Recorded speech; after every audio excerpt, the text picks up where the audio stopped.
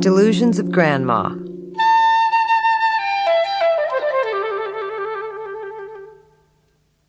The Chinese have a curse, "May you live in interesting times." As curses went, Cora felt that this was truly the best she'd ever heard. Not that she was particularly fond of curses, but in her opinion this one was eminently applicable, far superior to the generic "go to hell," or the cheery "break a leg," or even the medieval "a pox on your house."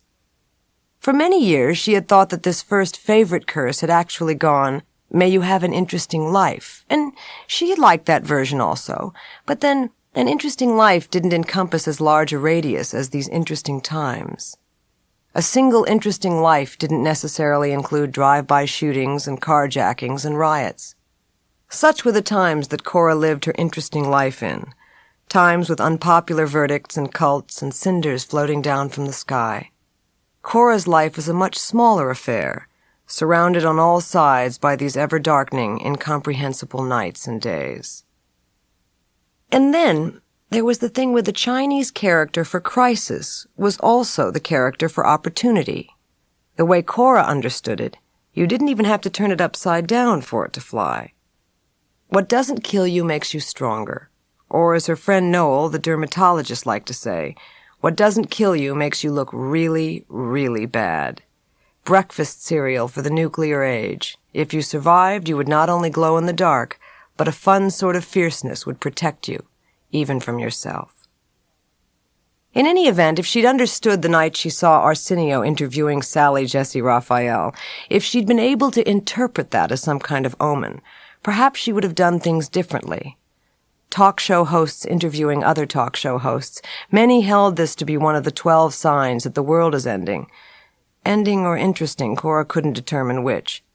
She remembered thinking at the time that when talk show hosts begin interviewing one another, someone or something somewhere is being rendered obsolete. The audience, say. But by this time she was pregnant, and it was becoming increasingly complicated to pursue a line of thought, much less to catch an optimistic fish on the end of it. She felt that her brain had, in effect, melted and slid into her swelling neck. "The trouble with getting introspective when you're pregnant," she said to her friend Bud, "is that you never know who you might run into." This was one of her meager attempts to transmute her pregnancy into some form of entertainment. For Cora, gestation was threatening to become a frightening, humorless, ill-prepared romp toward what would most likely turn out to be a lifelong bout with a kind of maturity that wouldn't exactly lend itself to her brand of joy. But that didn't stop her from attempting to fashion for others a cheap laugh from what was conventionally an intimate experience. Cora was beginning to experience the gnawing apprehension that somehow and soon she, too, would be rendered obsolete. The beast of her beauty, which she had formerly led around by the leash, would break free of her grasp and bound away, leaving her attempting to be interesting as hell. Already so many things seemed so very beside the point that even if she were able to determine how and why she'd gotten here, the here where she'd arrived was long past the point of no return, just outside wedlock, straight past help, and precariously near death. She passed her hand over the slow, warm curve of her abdomen, where Ray's baby lay. The curve was as yet very slight indeed. Most likely it had already existed before pregnancy. But already Cora saw herself as infinitely, incredibly larger, unbearably more exhausted and irritable and miserably ill-suited and ill-prepared for the role she was about to undertake. Dear Esme, I suppose I ought to mention at the outset that the reason I chose the name Esme was, well, the fact is, I don't have a good reason. It's just that what you come to discover about babies' names is that everyone has incredibly strong ideas about virtually every one you come up with. I mean, it's either the name of the gym teacher they hated or some despicable criminal, Jeffrey or Adolf or Ted, for example. Everyone gives you these books of names which explain the origins of the proposed handles, English, Greek, Indian, etc., and then, infuriatingly, they tell you what they mean. Though the only ones I can remember at this point are Penny, bobbin maker, Carol, little man, and Brendan, stinky hair. That one really kills me. I mean, who's going to name a child after an extremely awkward characteristic that might even, God forbid, turn out not to be temporary? Anyway, I always liked the name Esme. My friend Cliff says it sounds like a noise your nose makes. So I suggested simply naming you Sounds Like a Noise Your Nose Makes. I guess it is a little embarrassing that the main way people remember it is the Salinger story, and that there isn't really a nickname for it. The whole name that I picked for you was Esme Bing Baudrillot. The Bing part because Bing in Chinese means double happiness, and, as it turns out, is also a popular firecracker. Besides, it just seemed to rhythm out right. I hope to write you all sorts of pithy, succinct advice to help you move through the world easily, not without a care in the world, but a care so far away in the world, perhaps, that it has another area and dress code. I am resigned to the fact that you will like your father better than you'll like me. Hell, for a long time I liked him better than me, and that was after living with him for the better part of a year, which doesn't exactly endear you to people as a rule. Ask around. I'm childish enough for this to be an issue for me, but stoic enough to plan on accepting it over time. In any event, should I turn out to be one of the few first-world women to die in childbirth, as my mother has predicted, my friend Bud likes to say she suffers from delusions of grandma, I thought I ought to A, point out that I was the parent to spare, and B, leave some notes for your father and his compliant new wife to give you when you come of age, i.e., when you begin to find things amusing and quirky, and not numbing and alien as I did, particularly toward what turned out to be the end. Things I meant to have mentioned to you well before you were 5. Be that as it may, and it looks as though it might, I remain, as long as possible, your ever-loving mama, Cora. Everyone out in Los Angeles huddled around the film industry as though it were a fire, stoking it with screenplays and starlets and deals. And the fire made you hot, depending on how close you could get to its center, how consistently you could string out your name or image with a recent hit. People behaved like heat-seeking missiles, and they would attach themselves to you as long as you were warm and glowing, as long as your name was the right size to fit over a marquee or at the bottom of a contract. Success was regarded as infectious, just as a failure would surely contaminate you. You needed fires lit under you and stoked. Cora had grown up in a large square house just outside Beverly Hills. Both of her parents worked in service to the film industry. Some might even say they thrived. Her father was an art director and her mother a costume designer. Neither smiled much in photographs, but both loved to have them taken. Cora rewrote films. She was brought in at the 11th hour to polish the dialogue or punch up the scenes. If you thought of it as polishing, it seemed more genteel, having to do with taking the existing silvery scenes of speak and increasing their shine. Or, on the coarser hand, was a glove. And it was the kid glove. It was there to attempt to knock a little more sense into the script. Bring out the characters, make them more defined, insightful, funny, compelling. In a word, make their conflict worth attending to for up to, but God forbid not beyond, 2 big-budget hours. Cora found that writing suited her temperament, or rather kept her tempo. She lived with the sense of having to keep up with a quicker beat, able neither to slow nor stop, simply to crash without much warning. A captive of her own captivating quality, she stood behind it all stunned, a slave to commotion. She had long ago determined that since she was fated to play loud, she would work below a whisper. Cora would write. By the time she was 32, she had written 3 screenplays and with her partner Bud, rewritten more than 12 others. She had married a man who looked like her father, and when that ended, she dated and slept with 11 men, give or take a man. At the moment, Cora was basically at a standstill, man-wise, somewhere between the next to come and the last to go.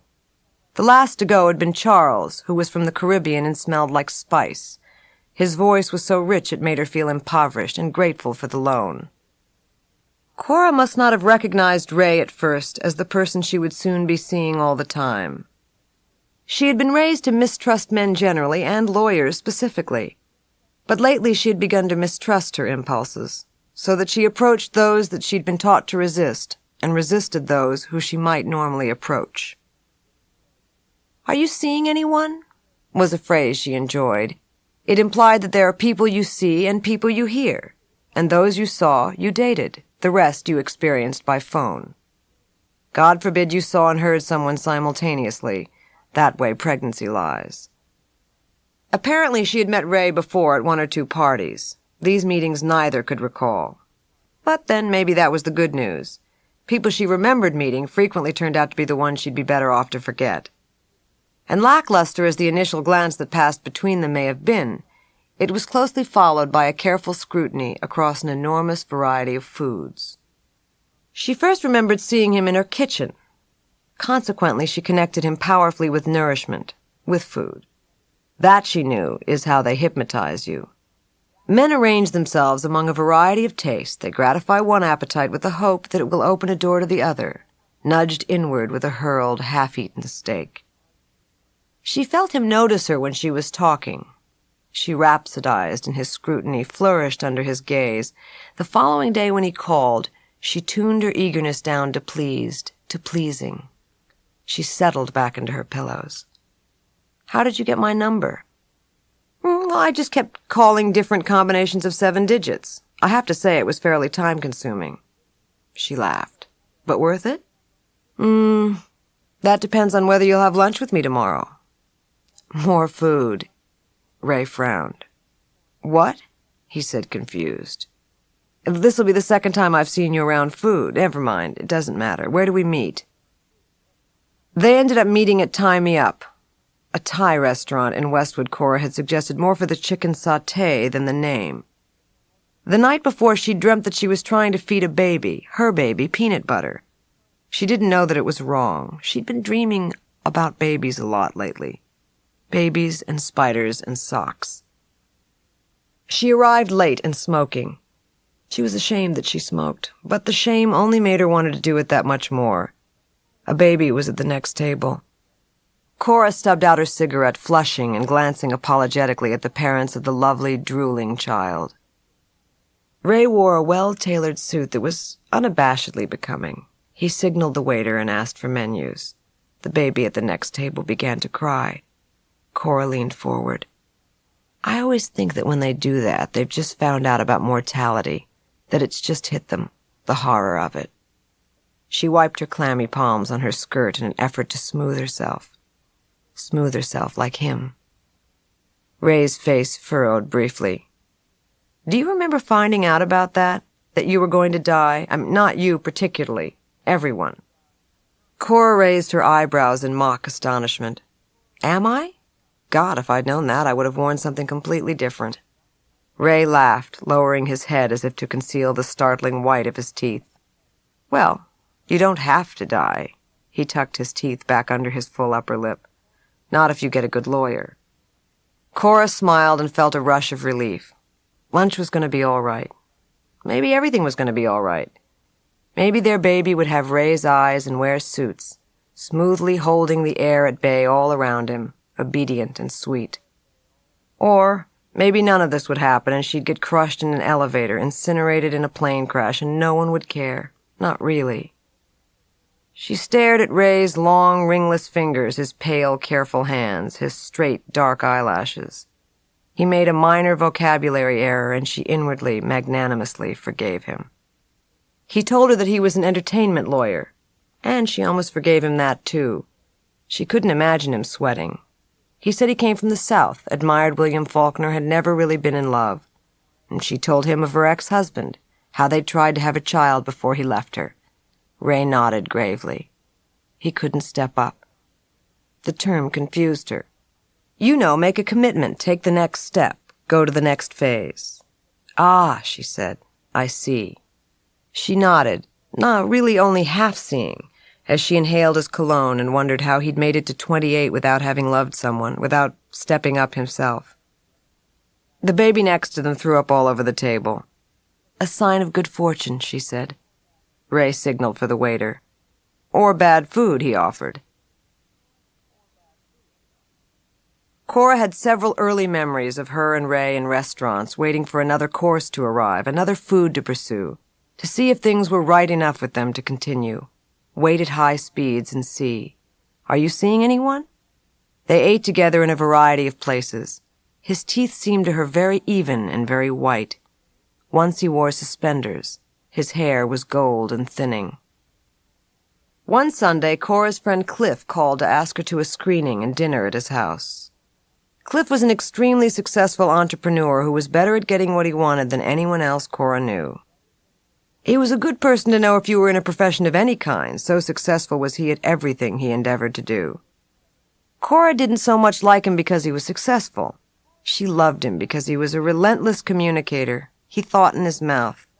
You arrived at his conclusion with him, right on time or even a little before. He loved language, and Cora loved it with him. She hoped Ray would fit in with Cliff's crowd, but she wasn't exactly sure what it was she wanted him to fit into. Anyway, she was leaving for Paris the next day for a month. She was doing a rewrite on a cable film. It was the last time she'd be able to see Ray until she was sure she wanted to see him again. Cliff's house was on the beach, which was hard to forget as the ocean was lit by floodlights and visible from every room. An Edward Hopper painting of a house lit by honey-colored sunlight hung over the fireplace, which was blazing behind a thick plate of glass. The furniture was white and spare on light wooden floors. Cliff drew her towards him conspiratorially. So, sweetheart, he's adorable. Have you done it yet? Cora hit him on his tanned biceps. Get out of here. I barely know him. He laughed and fluffed her hair. So? Don't wait until you know him too well. That could spoil everything. Cora nudged him as Ray squinted in their direction. She was nervous for Ray among all Cliff's assembled people. Marshall Klein, the head of Brandeis Corporation, one of the most lucrative recording studios in the world, was there with his longtime wife Sheila. So was Curtis Freiberg, the chairman of Majestic Studios, and the clothing czar Morris Weston and his new wife Patty. But Ray seemed to do so well around food that she gradually noticed that she needn't worry at all.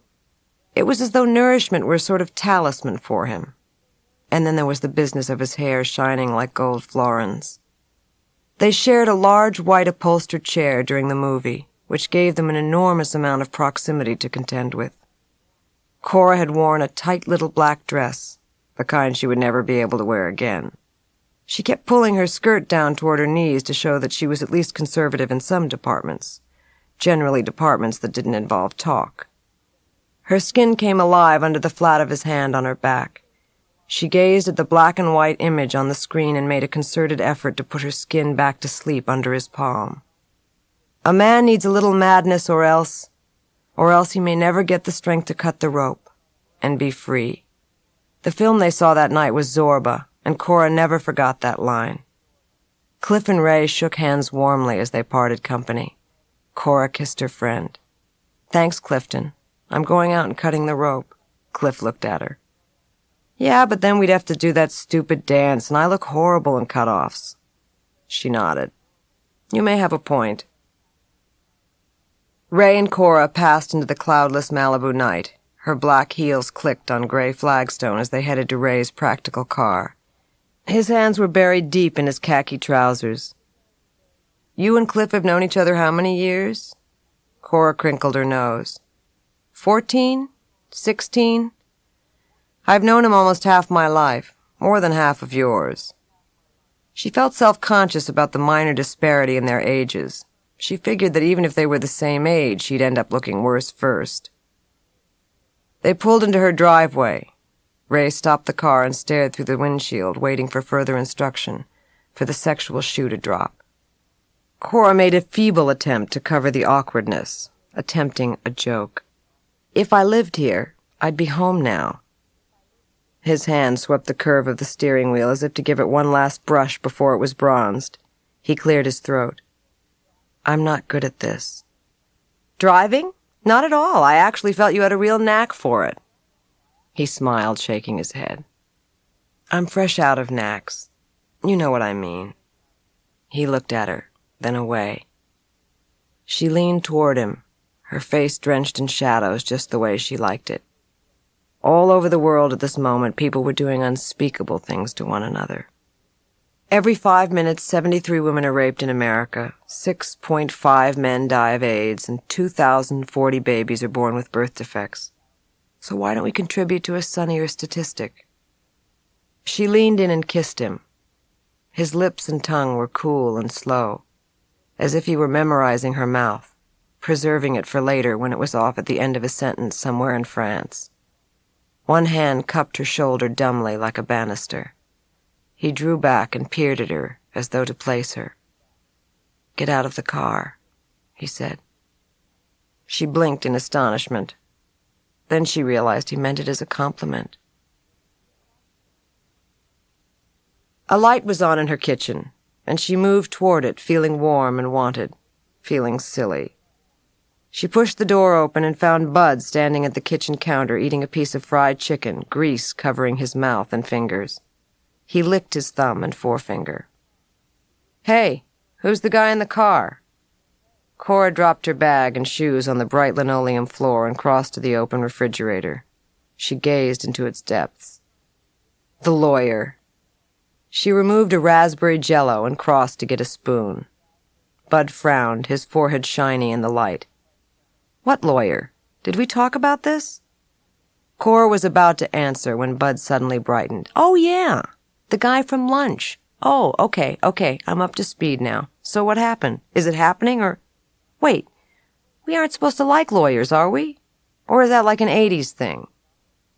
She laughed and patted him on the arm, leaving the spoon in her half-eaten dessert. "We're not supposed to like anyone. That's our tragic plight." Bud cocked his dark head to one side, pouting his ample mouth to comical effect. Then he hugged her side. "Oh, Caesar, I'm so glad you're home. I heard a good one today. You want to hear?" She laid her head on his tattooed arm, breathing his musty scent. "What?" "What are the saddest 2 words in the English language?" She smiled into the curve of his arm and waited. "What party?" He waited, then laughed, a breathless, squeaky laugh. "It's good, no?" "Yep. If we didn't work together, I'd steal it." Bud, like Cora, was a screenwriter. In fact, they had met at a screenwriting workshop in 1983. They soon fell into a routine of unofficially working together on their separate projects, and finally they hired out as a team. When they weren't together, they spoke on the phone at least twice a day. Every few months, they drove up to Santa Barbara to work at Bud's mother's place. As his visits grew more and more frequent, Cora gave Bud a clicker to her gate and a key to her house. He kept an assortment of towels there, which were his required writing garb. After a while, he would stay overnight, or slumber, as he referred to it, as in, "Maybe I'll come up Friday and slumber, okay, Caesar?" After several months of this, they awoke in the middle of one night and moved together for a protracted 4 a.m. soul kiss.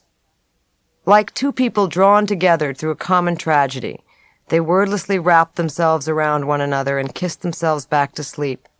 It was as though they dreamt it. It was an isolated incident, and they never spoke of it. So far, Bud had had 3 films made, 2 released. The first he'd written with his girlfriend Mona Stulin, a woman 10 years his senior who took every opportunity to talk about her ex-husband or tell long, exhausting anecdotes about Tolstoy. He moved in with her, and they stayed together on and off for the next 7 years. The relationship eventually disintegrated, but it set in motion Bud's propensity for crazy older women. Unfortunately, Bud was not able to have casual relationships. He simply wasn't a casual person. Not only wasn't he a casual person, he was a bipolar person. That is to say, he was a manic-depressive person, which is to say that he'd been on lithium for well or unwell over 10 years. The only problem was that the lithium made him forgetful. Now he helped himself to some 2-day-old fried rice. "You remember Bryn? You know, my first major girlfriend? Well, a couple of weeks ago I was talking to her and she said something about London, and I said, 'What about London?'" He paused, and Cora urged him on. "So, what happened in London?" Bud shrugged. "I forgot." "Well, look, you don't get to remember all the experiences you'd like. I doubt if I'd remember 1/8 of mine. So I'm not terribly concerned for you. My grandfather's got real senility, okay? Last week he said to me, 'Vivian put the popcorn outside.' I said, 'Really? Why?' He said, 'Safety precaution. But the noisemakers are in the living room.' Now that's someone with memory loss, okay? You're suffering from something more sinister on the one hand and less sinister on the other." Bud looked thoughtful for a moment. When he spoke next, it was with a mouthful of rice. So are you really serious about this guy or what? Cora sighed and started out of the kitchen, carrying her nightly glass of orange juice, her bag slung over her shoulder. Bud followed, takeout container in hand. Hey, was that too heavy a question? Or should I phrase it another way? Cora stopped abruptly just shy of her bedroom, causing Bud to almost collide with her back. Look, I don't want to discuss this with you if you're going to trivialize it. It's too soon for you to trivialize it. At this point, he seems like this, I don't know, gentleman-type person. Like he's all this stuff. Well, maybe I encounter it, but God knows I'm not drawn to it. The joke is, he seems kind and patient and loving and decent and, I just wish he had a different job. She turned and entered her room. So Cora went to Paris to do a 4-week rewrite on a little cable movie. She worked in the mornings in the director's office on the set and spent her afternoons plotting how she would spend her salary. On Christmas gifts, fabric, clothes, antique music boxes sporting stuffed birds and stiff brocade dresses.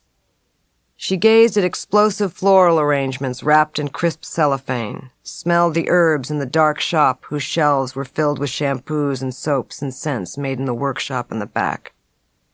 One afternoon, she bought a beautiful nightgown at the lingerie shop 2 doors down from her hotel, picked up a croissant and a Coke, and returned to her room.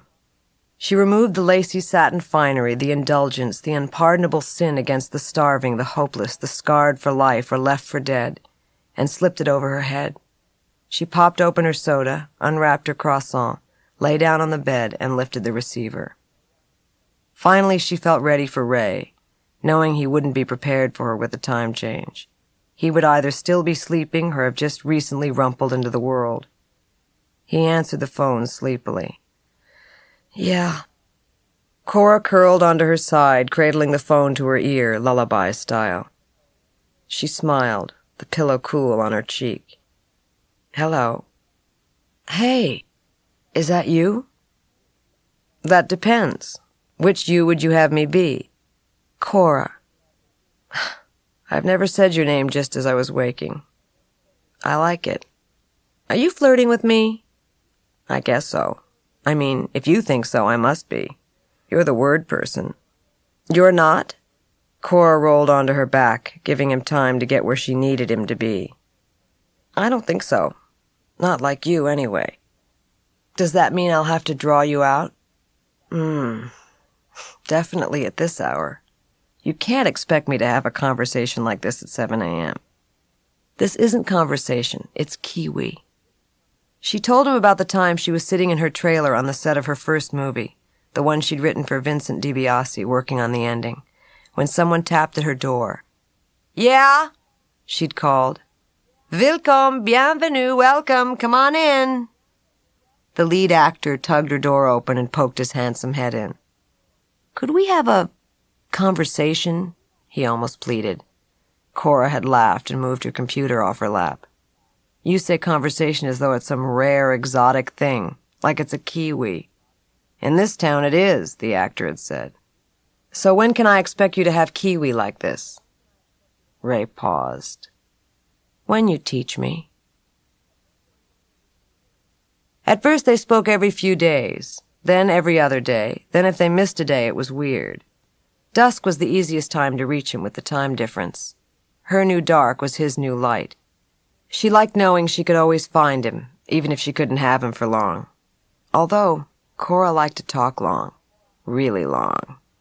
Cora, I've got a phone sheet 3 pages long. I could call you later. What time will you be up until? Until you call. Until I get my kiwi. No ticky, no washy, no kiwi, no sleepy. Geez, don't you ever get tired? All the time. Tired doesn't have a thing to do with it. They went on this way, settling into something long on distance, close on comfort, short on lackluster, on Blixen. With phones cradled between shoulder and ear, faces turned sideways into their pillows, muffling the talk, they spread their histories out before one another like Middle Eastern traders tenderly unwrapping treasures. For you, special price. At first, Ray seemed reluctant, as though he'd never discussed these things in this particular way. You're the first person I've ever really kiwied with. This was what I basically left South Carolina to find. I thought that somewhere in the world people actually talk to each other, but I never really found it until this. That's because you're so well-mannered. Somebody has to come and get you behind all those manners of yours to find out what you really think. But doesn't it get incredibly exhausting always saying what you think? Oh, no. It can be one of the most exhilarating things in the world.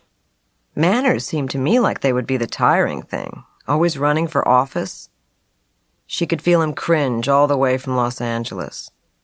Is that what you think I'm doing? Sure, sometimes. You shake hands and smile and nod, and somewhere behind your face something else is going on. You have to be that way in your job, don't you, though? Schmoozing? He shuddered. Ugh, I hate that word. But then so why do you, she interrupted, kiwi with you? Because most people bother me, and you don't. When I told my mother I'd gone on a date with a lawyer, I had to whisper it. Ray was disconcerted. Why? 'Cause in my house it was a very bad thing to be. My father was cheated by this lawyer and he lost a lot of money and all that. It doesn't matter.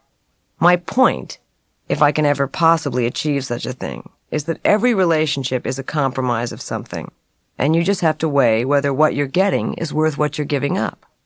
A relationship with me would be extremely unconventional at best. I mean, I'm not the most attentive woman in the world. I have this incredibly time-consuming job, and I'm virtually unskilled in the way of doting, the Tao of doting. I have what one of my many friends calls a big loud life. Are you trying to warn me away from you? I'm attempting to educate you in the ways of me, so you can best decide whether or not to keep this within the confines of telephones. She looked forward to his calls, came to count on them, and found that she could. He was prompt, reliable, earnest, patient, and interested. These sounded to her like the qualities of a good scout, but there was a depth behind the scoutdom. A depth and a warmth and a joke, making him for her the scoutmaster with a twist of lime and mayhem. She was such an exotic creature, obstinately quirky, mercurial, intense. She thought of something a friend of Bud's had said when Bud and Bryn had split up. Yeah, well, you were both such exotic creatures, man, like flamingos. And what's going to happen when one of those pink kids gets sick? Who's got the medicine for the sick flamingos? It was as though Ray and she were keeping their relationship alive on life support machines, curing the illness of low levels of physical intimacy, nursing their acquaintanceship through the disease of distance with their initial important impressions of one another. They were responsible about their almost daily dosages of doting. A week before she was due back, he asked her if she would accompany him to his office Christmas party. She considered carefully. Cora, are you there? I'm here. I'm just thinking, this isn't going to be one of those parties where people get drunk and Xerox their ass, is it? Boy, your family really did a good job getting you to hate lawyers. I was just thinking, though, that it was going to be weird seeing each other in person after being on the phone for so long in such an intimate sort of way. What if we have an allergic reaction or something? You have a real knack for complicating things, you know. All I was asking was if you wanted to go to this stupid little holiday party the night you get home and you turn it into this Chinese puzzle. It's just that, well, I have to go to the party anyway, at least drop by, so that's all we'd have to really do. Otherwise, I guess I wouldn't be able to see you until the next day. She closed her eyes and gripped the phone cord. Do I get a corsage? Whatever you want. I want a gardenia, flamingo medicine, and an enormous bowl of kiwis. Done, he vowed, and she knew somehow it would be. The office party was an enormous affair given yearly at the Hillcrest Country Club, a place where Cora had spent many irksome Sundays as a child. She played with her corsage nervously, wishing she'd gotten a manicure, a bikini wax, an easy way of talking to others, to men, to this man. Half an hour later, they were sitting to the right of a poor rendering of Clarence Darrow and Ice and watching the secretary sing a joke version of the 12 Days of Christmas that used the names of many of the lawyers in the firm. Everyone thought the lyrics were hilarious. Everyone, that is, but Cora, who had no idea who anyone at the party was. Ray kept her afloat amid the swirling festivities, steering her steadfastly through the sea of suits, introducing her proudly to everyone he knew. Halfway through dinner, their legs touching under the table, she knew that the evening would end with more than a handshake. He seemed so certain of how he could come to feel about her that she felt herself inch toward his smile. They wound up necking on Cora's couch, and she lost an earring in the process. She lay on top of him as his hands smoothed her skirt and stockings. He squeezed what her mother referred to as the Dutch blub they got from her side of the family. She stiffened and rearranged herself so that he was directed away from this unsightly ancestral contribution to a happier bodily inheritance. The one casualty of the catching up was the earring, which was never recovered. It was as if that was the token they dropped in the slot to get on the relationship ride. Dear Esme, a lot of what I dreaded about pregnancy are the things that actually occur. People squeal over you with delight. Strangers feel free to reach out and run their hands over the curve of your abdomen. It's as though because you have in effect lost control of your body, you have also lost control of your mind, causing people to emit loud noises when apprised of your maternal state. As though because you have been trespassed upon within, those without can feel free to rub you like some recently well-worn rabbit's foot. I phoned an astrologer with your approximate date of arrival, and she said that if you were born on the 10th, you would have dimples, on the 12th, you wouldn't. She said that you would be very civic-minded and a good dresser, someone committed to saving endangered creatures, and a talker to boot. Hey, I don't believe in astrology anyway. I was just checking. Your motel, Mom. Being a few years older, Cora felt silly at first with Ray, as if she were admitting something embarrassing. She had grown up in such a solitary way, she and her parents spread out in the big square house, that proximity to people for a protracted time was tricky for her. She longed for variety and intensity and spaces in between. But Ray seemed very collected, very presentable, and Cora was, in fact, looking for someone to be with. She despaired that she generally found pleasantness in good-natured people suspect. Occasionally, though, it acted on her in another way. She felt that people impacted on you in a way that you couldn't predict, and she was drawn to the cool day of Ray's demeanor, a shady haven from her greenhouse effect. The idea of him did not loom larger, but the reality, the quiet force of him, stole into her sideways one night when she lay next to him, and made its hungry home there. He was like the sigh that came on the porch when you just noticed the sun was low and orange and you heard the floorboards creak behind you and felt a mouth on your warm, tilted neck. There was home with him now, and she had always been such an uprooted thing. So she gave in to his gentleness, to the highest class problem in the world, being loved. Initially, she had, along with several of her snobbier friends, considered this an interim relationship, an experiment. If she could let Ray love her in his reserved, southern, unconditional way, who knew what that would allow her to do next? Part of her thought of it as a preparation of sorts, a relationship that had harmony instead of acrimony, support instead of competitiveness, acceptance in place of the pain of being a disappointment. At first, these things meant only one thing to Cora. Ray was not good enough for her. He seemed so easily affordable that she thought his quality suspect. Discount goods were being snuck past her unpracticed heart and eye. But because she found herself unable to break away from his hypnotic gentleness and apparent strength, she decided that she would stay with him until she couldn't anymore, or until someone better came along, someone more tumultuous and familiar and sick. Cora's dogs gravitated to Ray's side of the bed. Even loyal Jim knew the real thing when he smelled it and bounded to Ray when he wandered in, the unsung hero from his battles at the front of his desk. Cora herself had no relationship to her dogs, couldn't bring herself to care deeply about them. This made her, in her mind, a not very good person. In a lot of ways she didn't feel like a very good person, and she was not about to be conned into believing otherwise. She felt ill-suited to the mystery of being in a relationship. Relationship, that silk purse turned sow's ear. A corridor you wandered too far down and discovered a door had silently closed somewhere far behind you.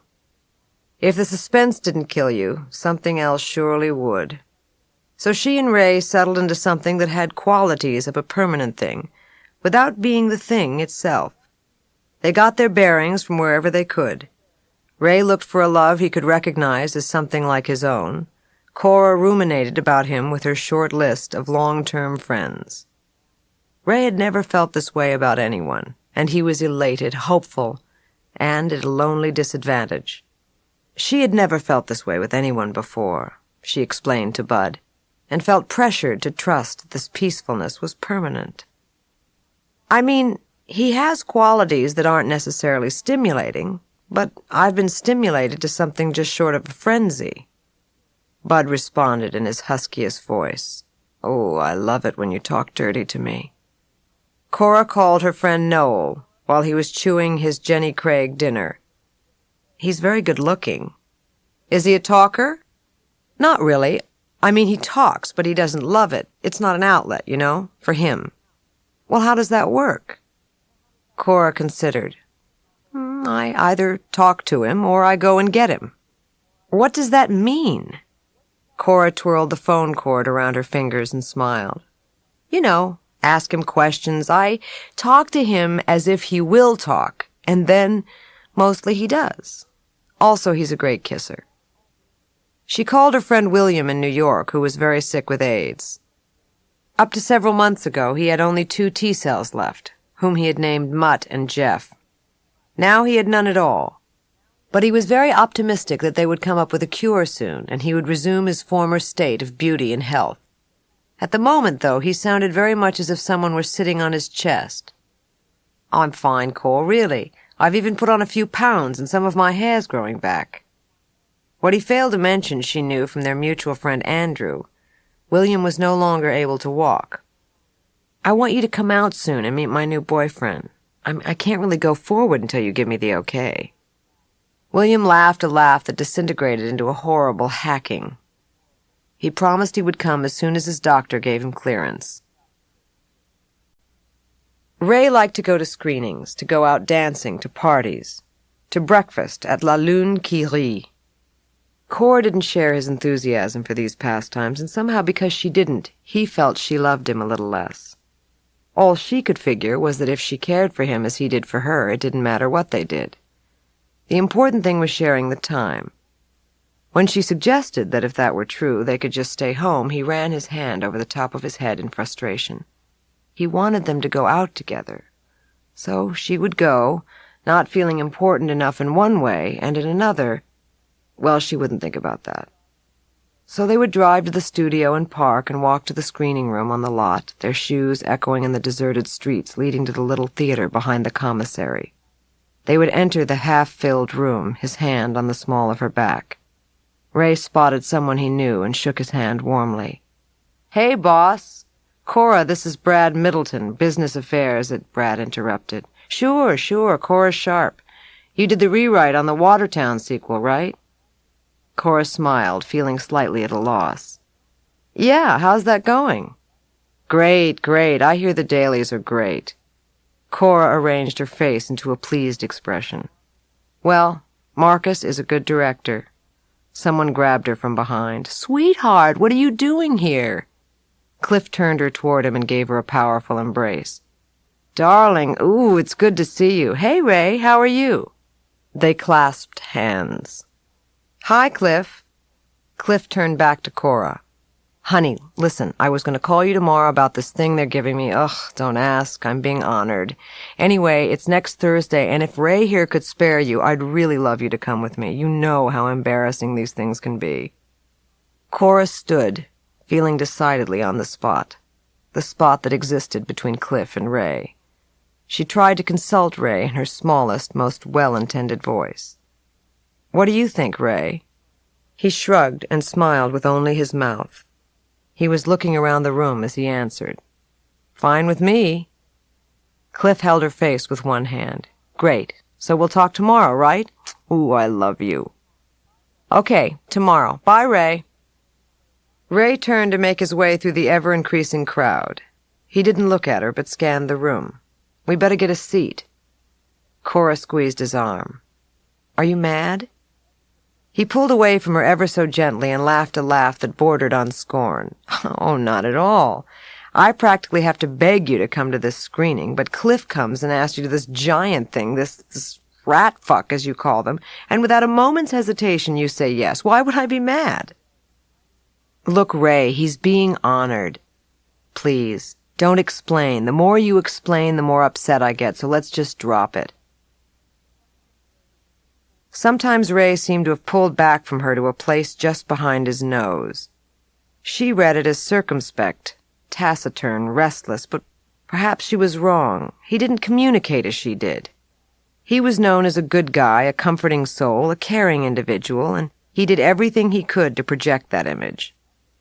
Though it seemed effortless and innate, it occurred to Cora that when it came to the end of these things, the end of the manners, the reassuring, the always there for everyone, an uncharted territory must surely begin. A territory filled with disappointment and confusion and the rage of feeling unappreciated and let down.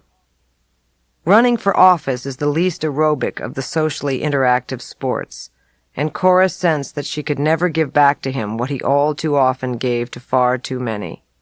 She felt that she had let him down, and his disappointment was growing larger all the time. One morning she asked him what was wrong.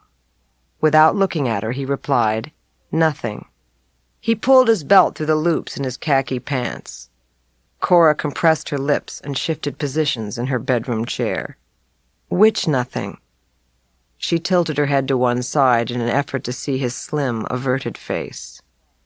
He moved to his closet and removed a blue houndstooth jacket. "I don't think it's a good idea to talk about this right now." Cora wiped her mouth with the back of her hand and stared at it intently. "I don't think it's a good idea to not talk about it, you know?" Ray turned and looked at her, bewildered, affronted, handsome.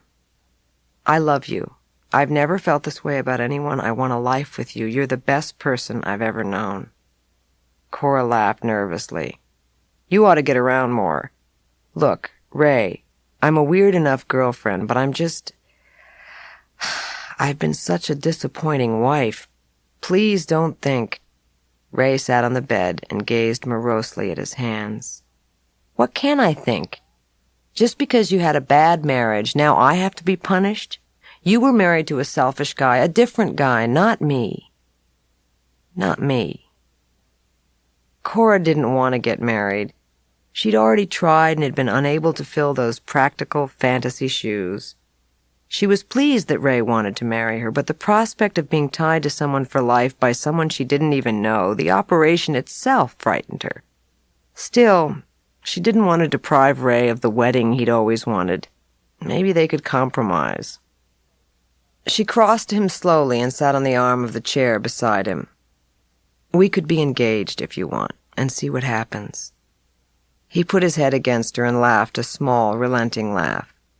"Let's be fiancés, okay? Like in a Henry James novel." Ray pulled her onto his lap and squeezed her, and she turned her face to his to be kissed. He kissed her as a question, then the question answered itself, and became a long, luxurious passage in a story they would be telling for an indefinite time. A touching story with less and less punctuation. 2 days later, he presented her with a ring, round, gleaming, and scary.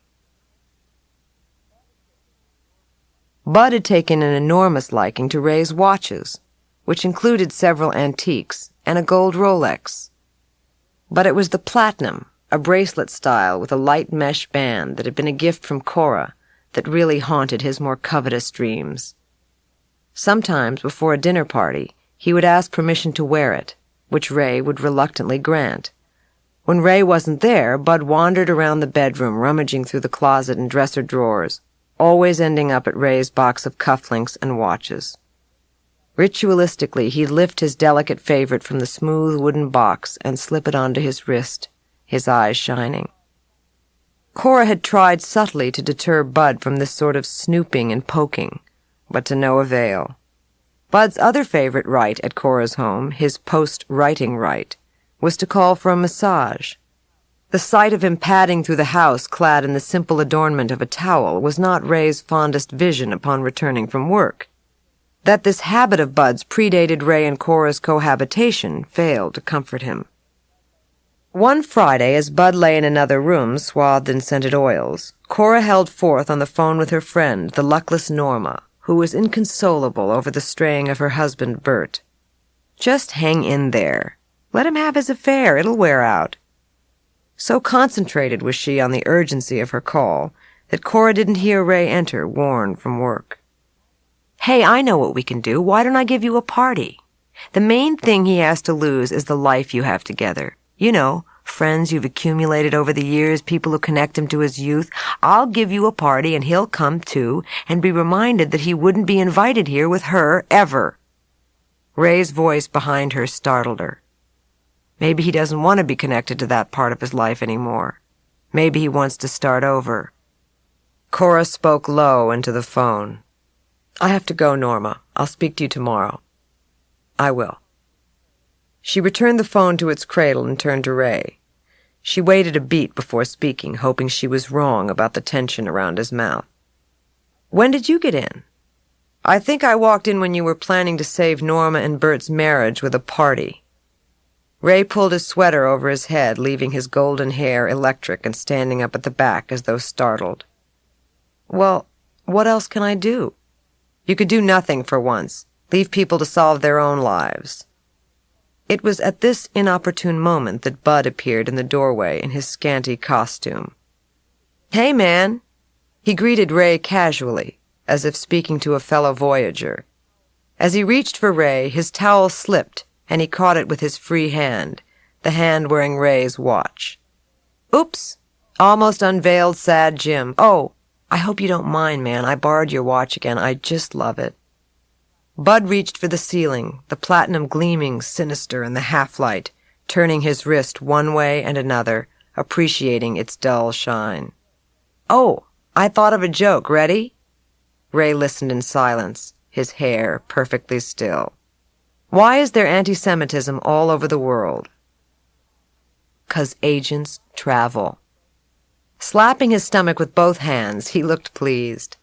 Cora smiled a sick smile. Ray stood. "I get it." In one move, he retrieved a robe from his closet. "Funny." Bud belched daintily and moved to the doorway. "I'm going to heat up some chicken. Can I get anybody anything? Cora? Ray? Coke, chicken, chopped salad?" Cora shook her head slowly. "Thanks. Thanks a lot, but no." Bud bounced his head happily to his secret offbeat. Ray stood stock still until he was sure Bud was out of earshot. When he spoke, he did not look at Cora. "Make him go away." Outside of work, Cora saw Bud less and less.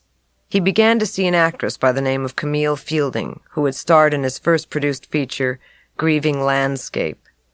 Camille admitted to 34, but the actual number was closer to 44 or 5. From what Cora could gather, the relationship was volatile and depended on crisis and chaos to keep it erotic and new. Not that she knew most of this from Bud. She missed his confidences, which had included the most intimate details of his affairs. Meanwhile, Ray became more covetous of her time, more entitled, more jealous of the other people in her life who laid claim to her confidence. There were fewer spells of safety, of sympathy, longer spells of silence. She told her other friends to stay away for a while, told Cliff no more screenings, no more parties without Ray, kept off the phone when he was in the house, tried to make him feel how important he'd become to her, to reassure them both that this was where they wanted to be. Cora dreamed she was wearing a heavy white satin dress. People were milling around on a lawn, but whether it was for a wedding or a funeral, whether she was the bride or the deceased, recently wed or dead, she wasn't sure. She was searching for Ray, squinting in the sun. David Letterman was there with his wife and 4 children. Cora's dead grandmother and her ex-husband Ben. No one spoke to her or noticed her. Ray would notice, she thought, though she wasn't clear whether he would speak. She was hungry, but for nothing specific, sweet potatoes at the most. Someone touched her arm. She looked around and found William. "William," she tried to say, but he somehow stopped her mouth with his beautiful face. "I want to come back in water, you know, not in ink," he said. She thought maybe this had to do with birth and a newspaper article. He seemed to say something about Ray, but she couldn't understand it. "It's a secret," William whispered. She spotted Ray standing on a patch of grass, hands thrust deep in his pockets, hidden from sight.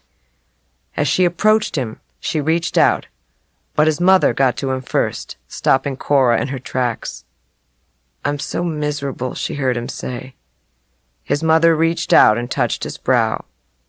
It was then that Cora looked down at the ring on her hand and realized she was married.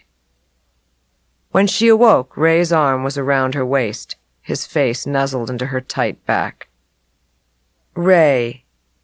His breath was warm in her damp hair. "Ray, I think the marriage thing is a bad idea, you know." He slid his arm slowly from around her, returning it to safety.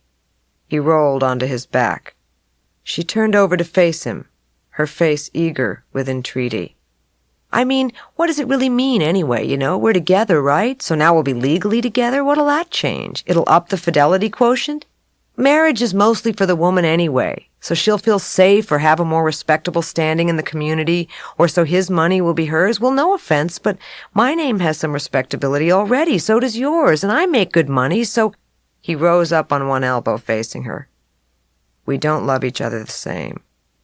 She tried to unlock him somehow. "No, but I think we love each other enough." He sat up and fumbled for his glasses. Enough for what? Enough to work it out? A cold terror was forming in her plexus. He stood, picked his pants off the floor, and pulled them on. Enough to not walk out? He grabbed his shirt from the bedpost and fought to find his sleeve. "Ray, don't leave." She pulled the covers around her shoulders to quiet her pounding heart. "If you go now, you probably better stay away." He stuffed his wallet in his pocket and made for the door. His answer came as he rounded the corner. "Fine." Perfect contentment, Cora thought, can rarely be recognized. Maybe in Tibet, maybe in toddlers. It's the happy province of youngsters in the simple. Lost in the wonder of the bells on the jester's hat, the colorful banner, the shiny earring, they examine what passes through their vision one thing at a time, spellbound, unable to perceive the world as a whole complicated mass, unable to fathom the consequences, the bleak implications. They could jump to conclusions, could surmise that the world is a confusing place, if they could remember what they'd seen earlier. But they can't. Dear Esme, what if I turn out to be the type of person who talks like an adult to infants and like an infant to adults? You can hardly expect me to explain things to you in looping, scooped-up noises, obliterating in a series of oddly timed felled swoops the modicum of disheveled dignity I hope to have amassed over a lifetime. So this is a correspondence to whatever jumble of personages you have arrived at by 18, shaped undoubtedly by things I did or didn't do, said, but not soon enough or loud enough or in the right sort of way, or didn't say. I rarely think about my childhood. It's a slippery thing I can't keep hold of for long. It slithers out of my grasp. And a lot of the time I remember what was missing instead of what was there. I'm a chronicler of absence. It was as if my family had taken root in our sterile house and grown up around, not with, one another like trees, just filling in the time, passing the time together until we could leave. Get it? Trees leaving. We were lodgers whose main common denominator was address. Affection was expressed without being too frequently demonstrated. As my external world didn't seem to provide me much in the way of nourishment, I became distracted little by my internal world. What was it my grandfather said? Find worms, go fishing? I went fishing. Outside, things came together and fell apart without too much pomp or ceremony. Everything stayed upright. We'd continue to move among one another as before. the occasional crisis standing in our midst like an unmentionable smell. Consequently, I grew into an ardent communicator who has no tools for conflict. Fight to me means flight. Better just to sweep it under the carpet and act like nothing's going on. And maybe eventually nothing will be. I tried to tell your father I was too busy to be cruel. What I meant was, I'm so busy grappling and groping through my insides that I haven't time for deliberate unkindness. I suppose the unkindness I'm capable of are the unconscious variety, neglect of others through over-concern for myself. The long way of saying selfish. Just remember, I gave what I could and apologized for the rest. Hope your adolescence was better than mine. Love, Cora. Cora had invited her friend William to come and stay with her. He had sounded so bad when they last spoke that she told him she had made a lot of money that week on a rewrite and would go to hell if she didn't share it with someone. So he came, eyes heavy and bright with codeine. A few days before, several cartons of adult diapers had arrived from New York. And that wasn't a good sign of anything, sunny commercials with June Allison or no. Cora couldn't have said that William was going to die at her house, but she couldn't say that he wasn't, either. Maybe the trip had just spent the last coin his body had for travel. He had looked thin for some time, thin and eager to live, to be living. He looked like those baby birds craning for nourishment, for worms. Find worms, go fishing. So he settled in for the short hall down the main hall, next to the living room. His insurance would pay for the nurses 12 hours a day, and Cora would pay for the next dozen. Cora handed him a gray silk robe through a crack in the door and shivered. She prepared his nutrition bag, the liquid that drained into the permanent IV hookup in his chest. He referred to his Hickman catheter as Kathy, his one great love. Cora warned him ominously. Making you Heathcliff, and look what happened to him. William regarded her stonily. He died of AIDS? Cora hit his foot, mock hard. No Bronte characters died of HIV-related causes. They died in childbirth, or of frostbite, or drunkenness, or just plain rudeness turned to apoplexy. But there was just one thing. If she was going to take care of William, who was going to see that she was seen to? Who would be her lean-to, her quiet counsel? She had thought she would feel relieved when she and Ray parted. She had grown so weary of watching him retreat. But already she'd begun to see things from his point of view. Why did all her partners end up feeling so low on her list of priorities? The odd thing was, they were usually wrong about how much she loved them. It always turned out that the depth of her loss came dangerously near her core. She was cut to the quick, wasn't she? And the velocity to her quick was very fast indeed. When she loved people, she loved them like velvet and long for stretches and stretches. Maybe now that William needed her so much that she was wanting, Ray would take her word for it. Or not her word, but her deed, her palpable need. She slid under the covers and cradled the phone between her bare shoulder and chin. Did I wake you? Her voice was so small it was no more than 3 inches high. Your voice sounds rumpled. Ray laughed. Is that what you called to tell me? She sighed. Let's just see each other. Let's just be together. This is all just stupid.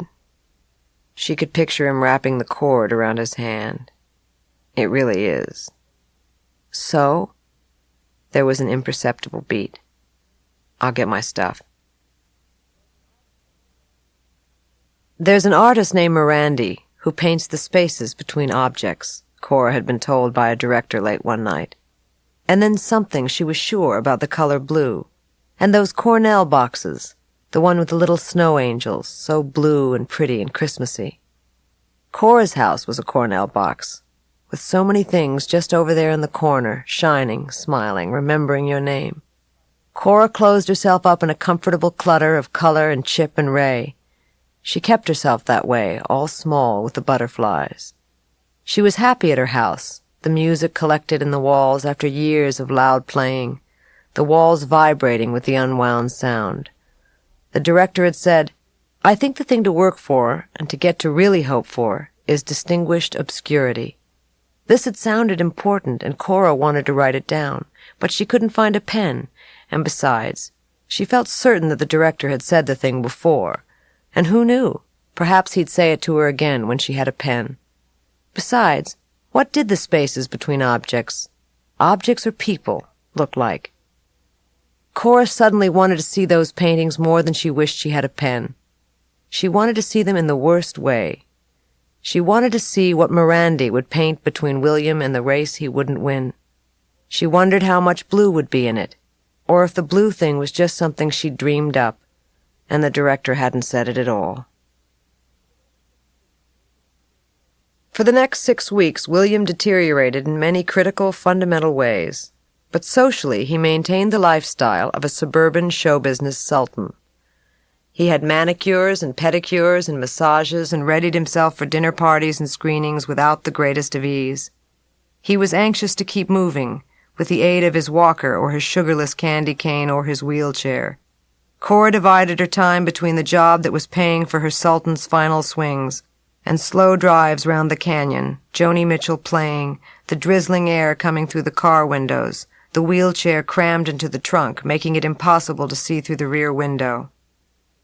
Initially, Ray moved in enough suits for 1 week, then 2, then 3, 4, 6. Cora took care of William without making it seem as though she was, and Ray took care of Cora.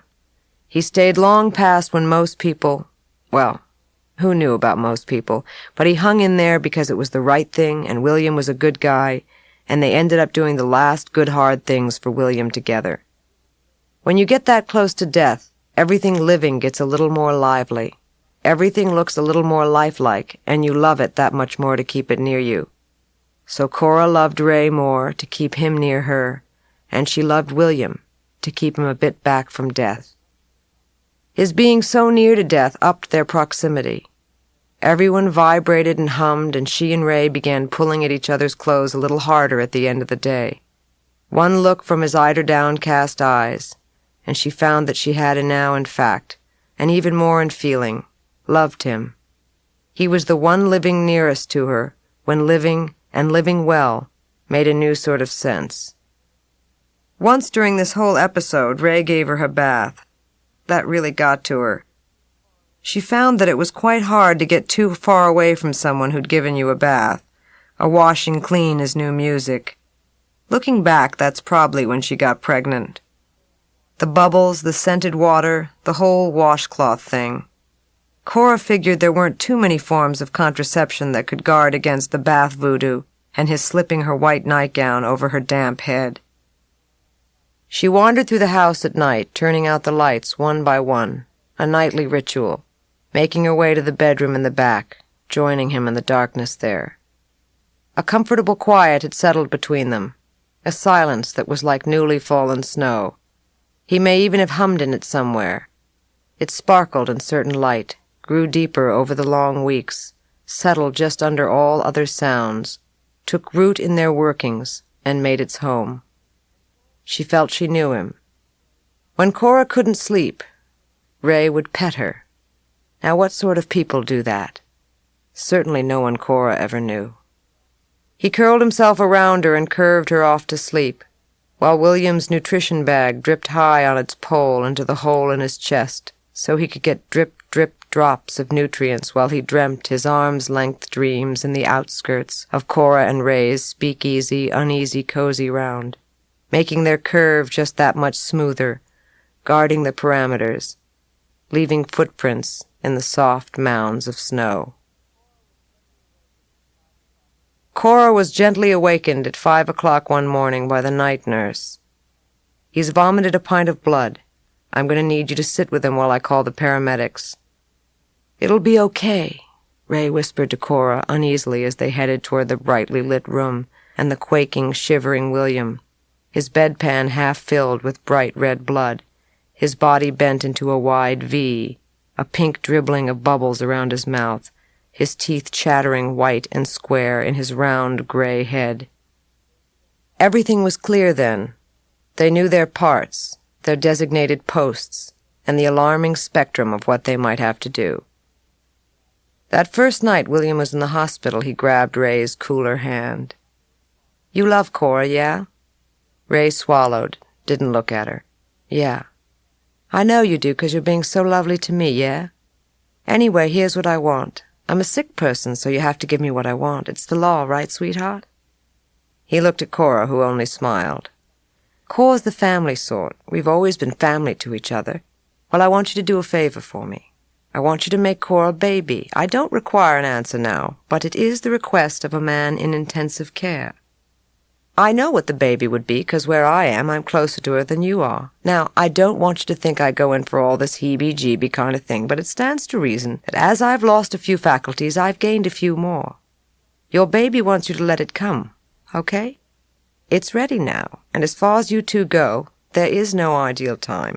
Things don't fall into place like you think, but maybe they do in another way. Ray, you're the only person I've met who could take care of Cora, who Cora would let take care of her. And if you took care of her, then she'd be able to take care of the baby. She can be counted on for the big things, and you seem like the sort who can be counted on for the details. And you know what they say, God is in the details. So if God is there, as far as I can make out, you're right in there with him, and Cora is everywhere else. Surely there's room for a baby in the midst of all this wisteria. Can you buzz my nurse, Cora? I'm getting that old feeling again. Where's the TV clicker? I don't want to miss Nightline. Psst. Who is that girl over in the corner? Cora handed him the remote control. There is no girl in the corner. William looked relieved. Oh, good. Then I don't have to pretend I know her. Arm in arm, Cora and Ray left the hospital. Lucky. Unable to keep their hands off each other, hands creeping into clothing, field hands stealing a break while the foreman's back was turned. Ray steered with his left hand, exploring with his right, her mouth on his neck, his jawline, his chin. They kissed with all the life they had left in them, with the luxury of living, barely getting the car into park. Watching William die pushed them into a panic of passion that neither of them had experienced before. Exhausted, they tore into each other, wordless, impatient, flushed with common purpose, wet with fear and exultation. They found the fleshier parts of their anatomy and squeezed, gorging themselves on the life still left there, left and hopefully not leaving. A scramble of limbs, imploring, frantic twin shapes, their Siamese serpent shrouded in sheets, shed in old skin under a new moon. Fugitives from an informed world, beyond abashed, they crash-landed there, making their home together out in the dunes. Wow, one whispered, their coins spent and rolling toward slumber. Cora closed her eyes and curled herself into their cozy round. They slept. The phone rang at 5 a.m. It was the nurse. Better get over here. He's doing it. What? What is he doing? He's gone into reverse labor. He started to die. Apparently, there is a sort of reverse labor that goes into effect in the final stages of dying. Only the rhythm rides you out, not in. Ray and Cora dressed in silence and drove to the hospital. A Robert Cray song came on. I'll be there to hold you. Don't be afraid of the dark. It was the hour when the streets are cleaned, a mist covers taller buildings. Your breath comes out smoky, you talk in whispers. They drove straight toward the mystery, Cora clutching Ray's cool, undriving hand. William's room was a deep blue. There was a warm hum. Transparent bags hung around him, tinted clear to deep red. Cora went to his head and began to talk to him, touch him. If this was some kind of relay, she wanted to make certain that William would be passed like the beloved prize he was. As the day grew brighter, he grew dimmer, and more of his friends gathered around his bed. They took up their oars and rowed with him as far as they could. You've done everything you've had to do. You've done it, and you've done it well. Now you just have to do one more thing. And that thing is nothing at all. Feel all the colorful, warm liquids passing into you. Let them do their magic. Let us work our charm, okay? Okay. William spoke with the gentlest resignation. All right. His eyes closed, skin yellow. They made the crossing with him as far as they could, and the morphine took him the rest of the way. William's sister Rose arrived from England. The nurse believed he had stayed alive to see her. She sat beside him and stroked his wasted hand, weeping. Cora couldn't bear to watch the lines go flat. She drove home with Ray and they had sex. Brought each other back into being, long after William could stay alive. They slept until noon, Ray's hair wet on the back of his neck. A sort of hush fell over them for the rest of the day. They were gentle with each other, tender even. They looked out of questioning, frightened eyes, gripped hands fiercely in an effort to stay near, to keep each other from being plucked from the earth randomly, suddenly, never to return. William had the most difficult, unspeakable, painful task, and what remained of him in the end was his extraordinary courage, his humor, and something like willingness and appreciation. Maybe death was less terrifying now that they'd participated, assisted, loved him from this place to the next. Maybe, after they'd clung so closely to him, he'd left them nearer to each other, left them loving through the various points of no return, and back again. William's brother Simon arrived early that evening. It was decided, without the aid of decisive communication, that Rose and Simon would stay at Cora's house. Having temporarily exhausted their skills in making tangible plans or choices, they all found themselves back in her kitchen, talking in hushed tones about the difficulties William's siblings had had organizing flights. Ray leaned against the oven, nursing his drink, still unshaven, restored to an uneasy calm. The body has to be transferred to a mortuary, one that accepts HIV deaths, and then we have to decide where, or if, you want to have him buried. Rose stared into her cup as if the tea bag foretold their plans. He wanted to be cremated. He left some instructions with his friend Pete in New York. He didn't want to go home in a box, wearing a baggy suit and funny shoes. Cora smiled. Those are the words he used? Rose swallowed her tea and looked up with a serious face. He didn't want to rely on anyone to dress him. He always said it was too momentous a fashion decision to commit to one suit for the rest of his life. Anyway, he told Pete he'd wanted to be cremated and his remains put in some sort of container that made a statement. And then one of us was to bring him back home to Mum. Cora was having difficulties keeping a grip on the details. I'm sorry, so who's to pick the container? Well, I assume we three. Unless you could join Ray. Ray looked to Cora for help. He can't miss any more work, so why don't we three just go in the morning? Ray bid them good night and headed off to bed. Later, Cora found him ritualistically lighting scented candles on either side of it. She came up behind him and slipped her arms around his chest. You're not usually one to stand on ceremony. He squeezed her hand and pulled her down onto the bed on top of him. How do you stand on ceremony? He kissed her. The smell of jasmine permeated the room. She kissed him without passion as he smoothed the hair from her face. First, you must get special stand-on-ceremony shoes.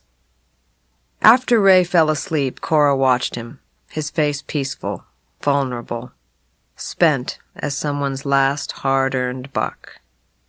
She noticed, watching him, how soft his features were when disengaged from their usual inscrutable configuration. What energy it must take him to appear so closely engaged from such a far-away place. She couldn't help but wonder if he had actually made it there at all.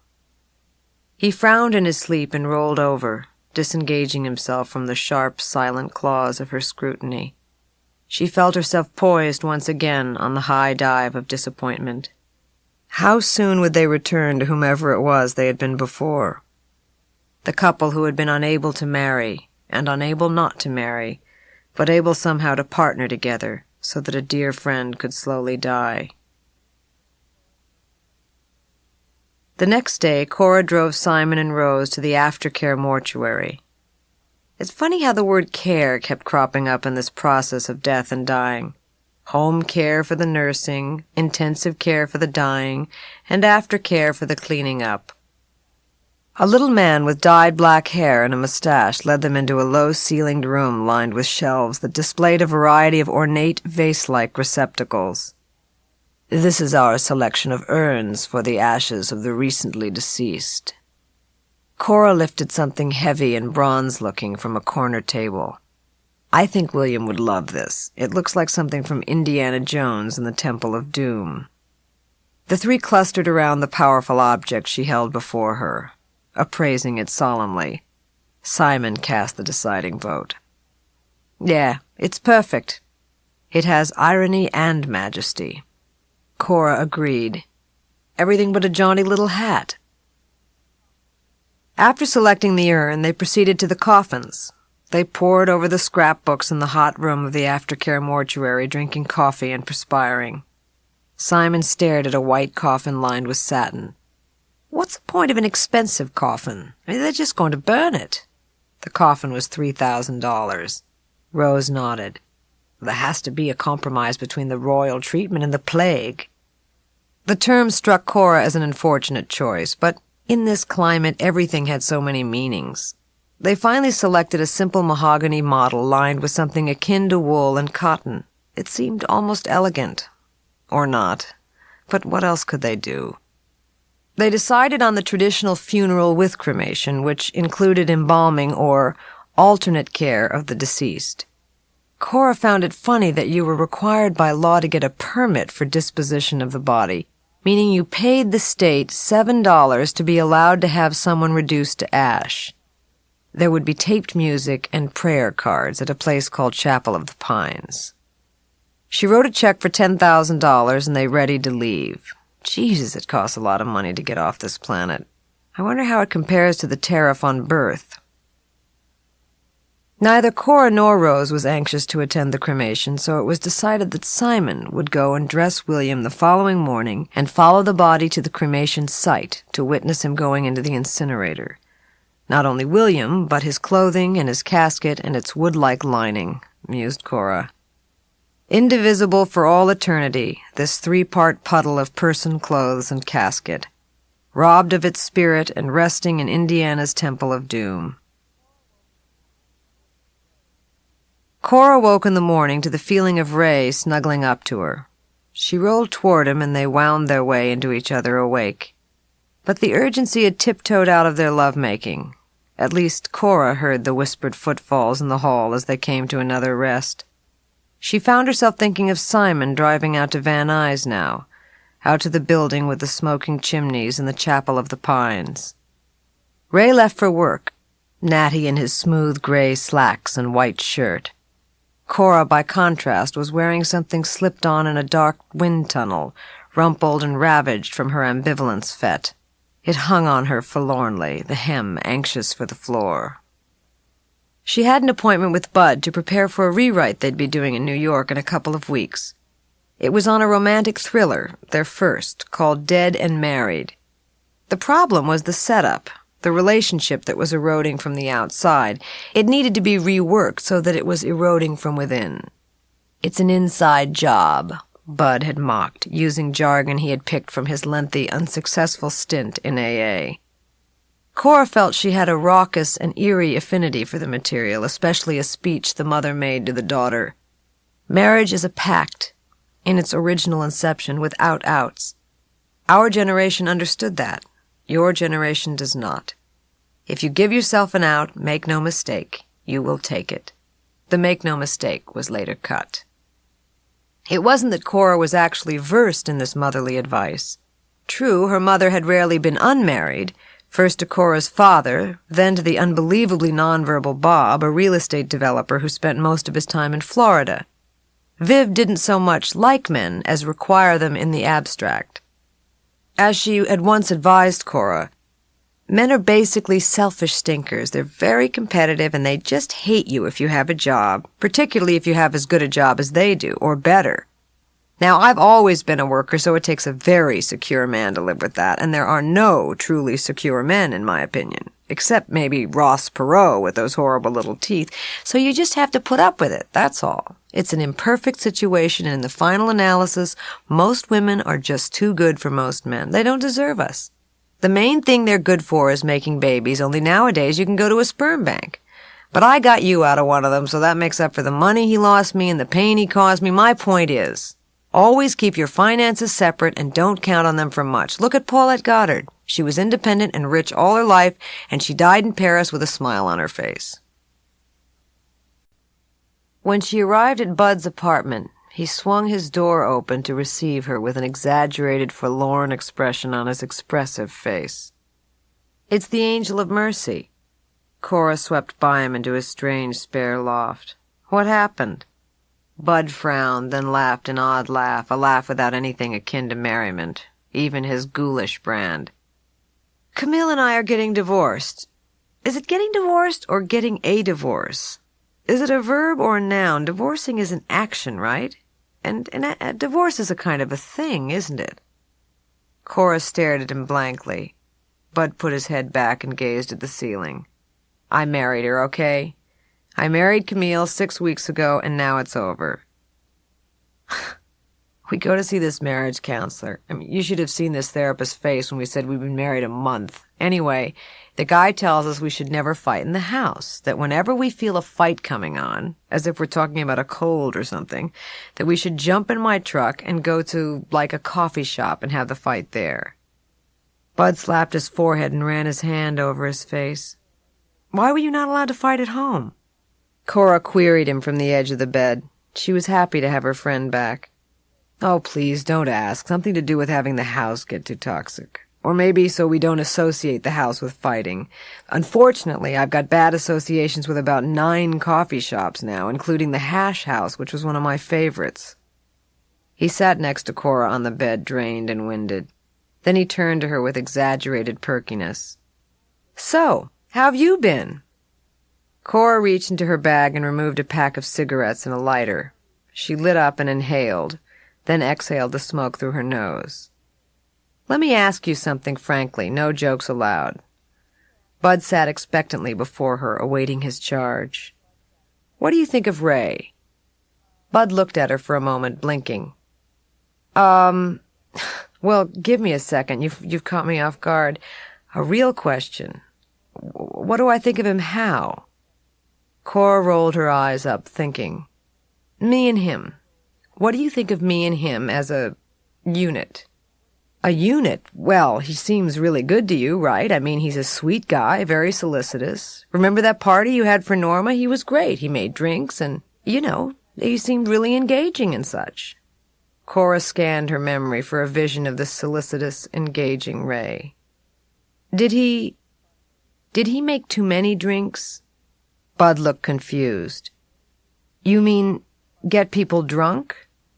No, you know what I mean. Did he make too many drinks for too many people?"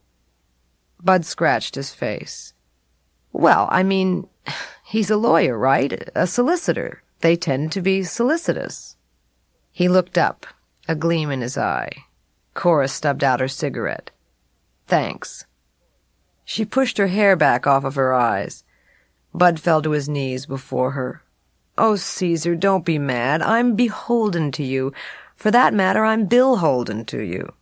He touched her knee tentatively. "Did I answer wrong?" Her eyes met his, her brows furrowed. "No." Cora left Bud's just after 5 o'clock. The sky was overcast and a breeze was blowing cool air from the sea. She pulled up to her gate to find Simon trying to climb over it. She got out of her car and approached him as he turned to her with a pale, alarmed face. With a moan, he gathered her into his arms. "Oh, thank God!" She returned the embrace, squeezing his lean frame tightly in the fading light. "What's going on?" "Oh, it was awful, just terrible." He held on to her, swaying and smelling vaguely of marijuana, then pulled back slightly to gaze remorsefully into her face. "I watched the box, the coffin, go down this moving sort of surface into the terrible thing. And as it was almost through the doors, I saw his sock coming out the corner of the box. This white sock. Or maybe I imagined it, but it was moving through these little doors. I spent the rest of the time outside on a bench. Cora patted his back. I'm so sorry. Simon's breath was on her neck, his voice low and crushed. The other thing, this terrible thing they told me, I just can't get it out of my head.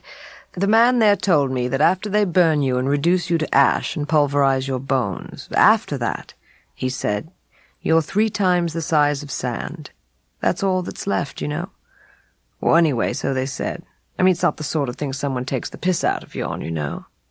But it's just that it bothered me on top of everything to think of Will as little as that.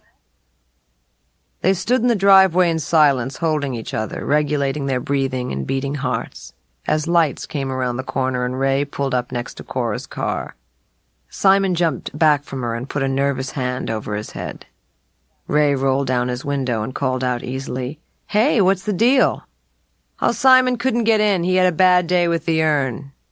Cora moved briskly to her car. Oh, God, don't let this be an incident, she thought, not on top of the rest.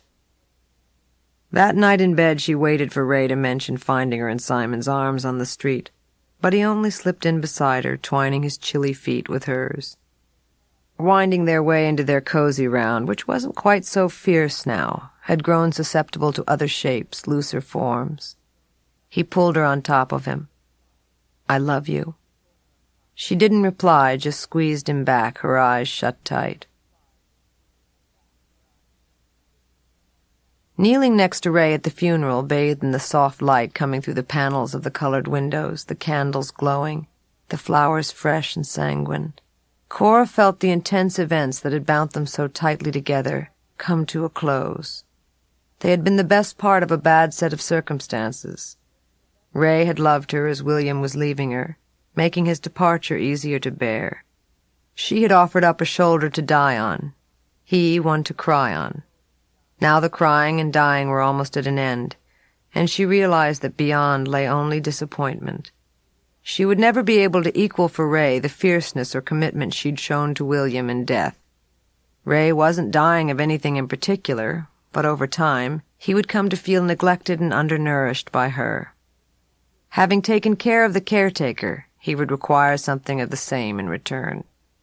He had courted her mightily, a loving pretender to her throne. Coming together out of need instead of want, in deed instead of common speak, had been a fierce and glorious thing, but it was the hardest act in the world to follow. How could they make the leap from death to marriage and a good life, from dark blue to virgin white? He seemed to worship her, a dangerous devotion. Things could only go downhill from here. The priest said a blessing for William, a fellow disciple from overseas, and Cora felt her composure begin to betray her. Her sweet companion of nightly cozy rounds was falling through her hands. Without William there was no cause to intensely connect them. Without William they'd be together alone. Her eyes filled and she shivered. Ray drew her to him and kissed the crown of her head. She leaned against his shoulder, patting one hand on the buttons of his soft white shirt. The priest assured them that those who left everything and followed him would now be repaid 100-fold and given eternal life. Cora doubted, missed William, and wept. Cora and Ray had been invited to Ron Silton's birthday party at his extraordinary beach house just outside of Malibu. Ron was an extremely successful studio executive who lived with beautiful Harry, the young producer who everyone agreed looked almost exactly like Daniel Day-Lewis. Like Ray, Harry was also from South Carolina, and Ray had recently taken him on as a client. Ron was a very young-looking man in his early 50s, who took a lot of time and effort to maintain his youthful appearance and trim physique. Cora went to her closet and gazed at her array of clothing, finally selecting a red velvet dress that Ray had bought her following their first Christmas together. After fighting to get the dress on, she exited the closet and practically collided with Ray. He reached around her for his green Hermes tie, the one with the small seated Buddhas. Looking in the mirror, He wound the smooth silk perfectly, bringing it over and through the loop and tugging it up under his neck. I'm amazed that all guys can do that. Cora crossed to the other side of the mirror and checked the corners of each eye. She ran some cold water and rubbed her face with almond avocado cleansing scrub, avoiding her mouth and underneath each eye. Ray tucked his shirt into his trousers. Not all guys can do it. I doubt if Aborigines can do it, for example, or Zulus, or Eskimos. Cora wiped the scrub off her face with a warm, wet towel and reached for her moisturizer. Peruvians have more than 80 words for potato, but I don't think they have one for marvel at all. Ray ran a comb deliberately and smoothly through his wet hair. She watched him watch himself in the mirror. He didn't respond. Don't you think that's weird?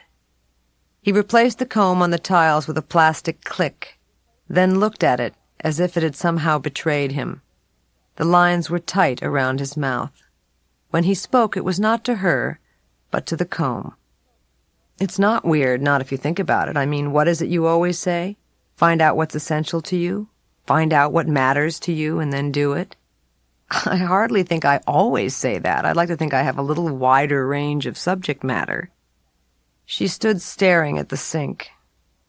Something had gone terribly wrong without her noticing, and now she was afraid because she didn't know if she wanted to fix it. She was startled when he turned to her and observed pleasantly, "You know, you don't have to go to this thing." She wiped the line under her eye until it was straight and pulled back from the mirror to face him. He rubbed his neck. "I mean, I know you hate them." Cora smiled and exhaled through her nose by way of a laugh. "Yeah, I do, but—" She shrugged sheepishly. "You never know, right? But maybe we could take separate cars in case I want to leave before you know. Would that be okay?" Ray looked at her, his face unreadable, his attire perfect.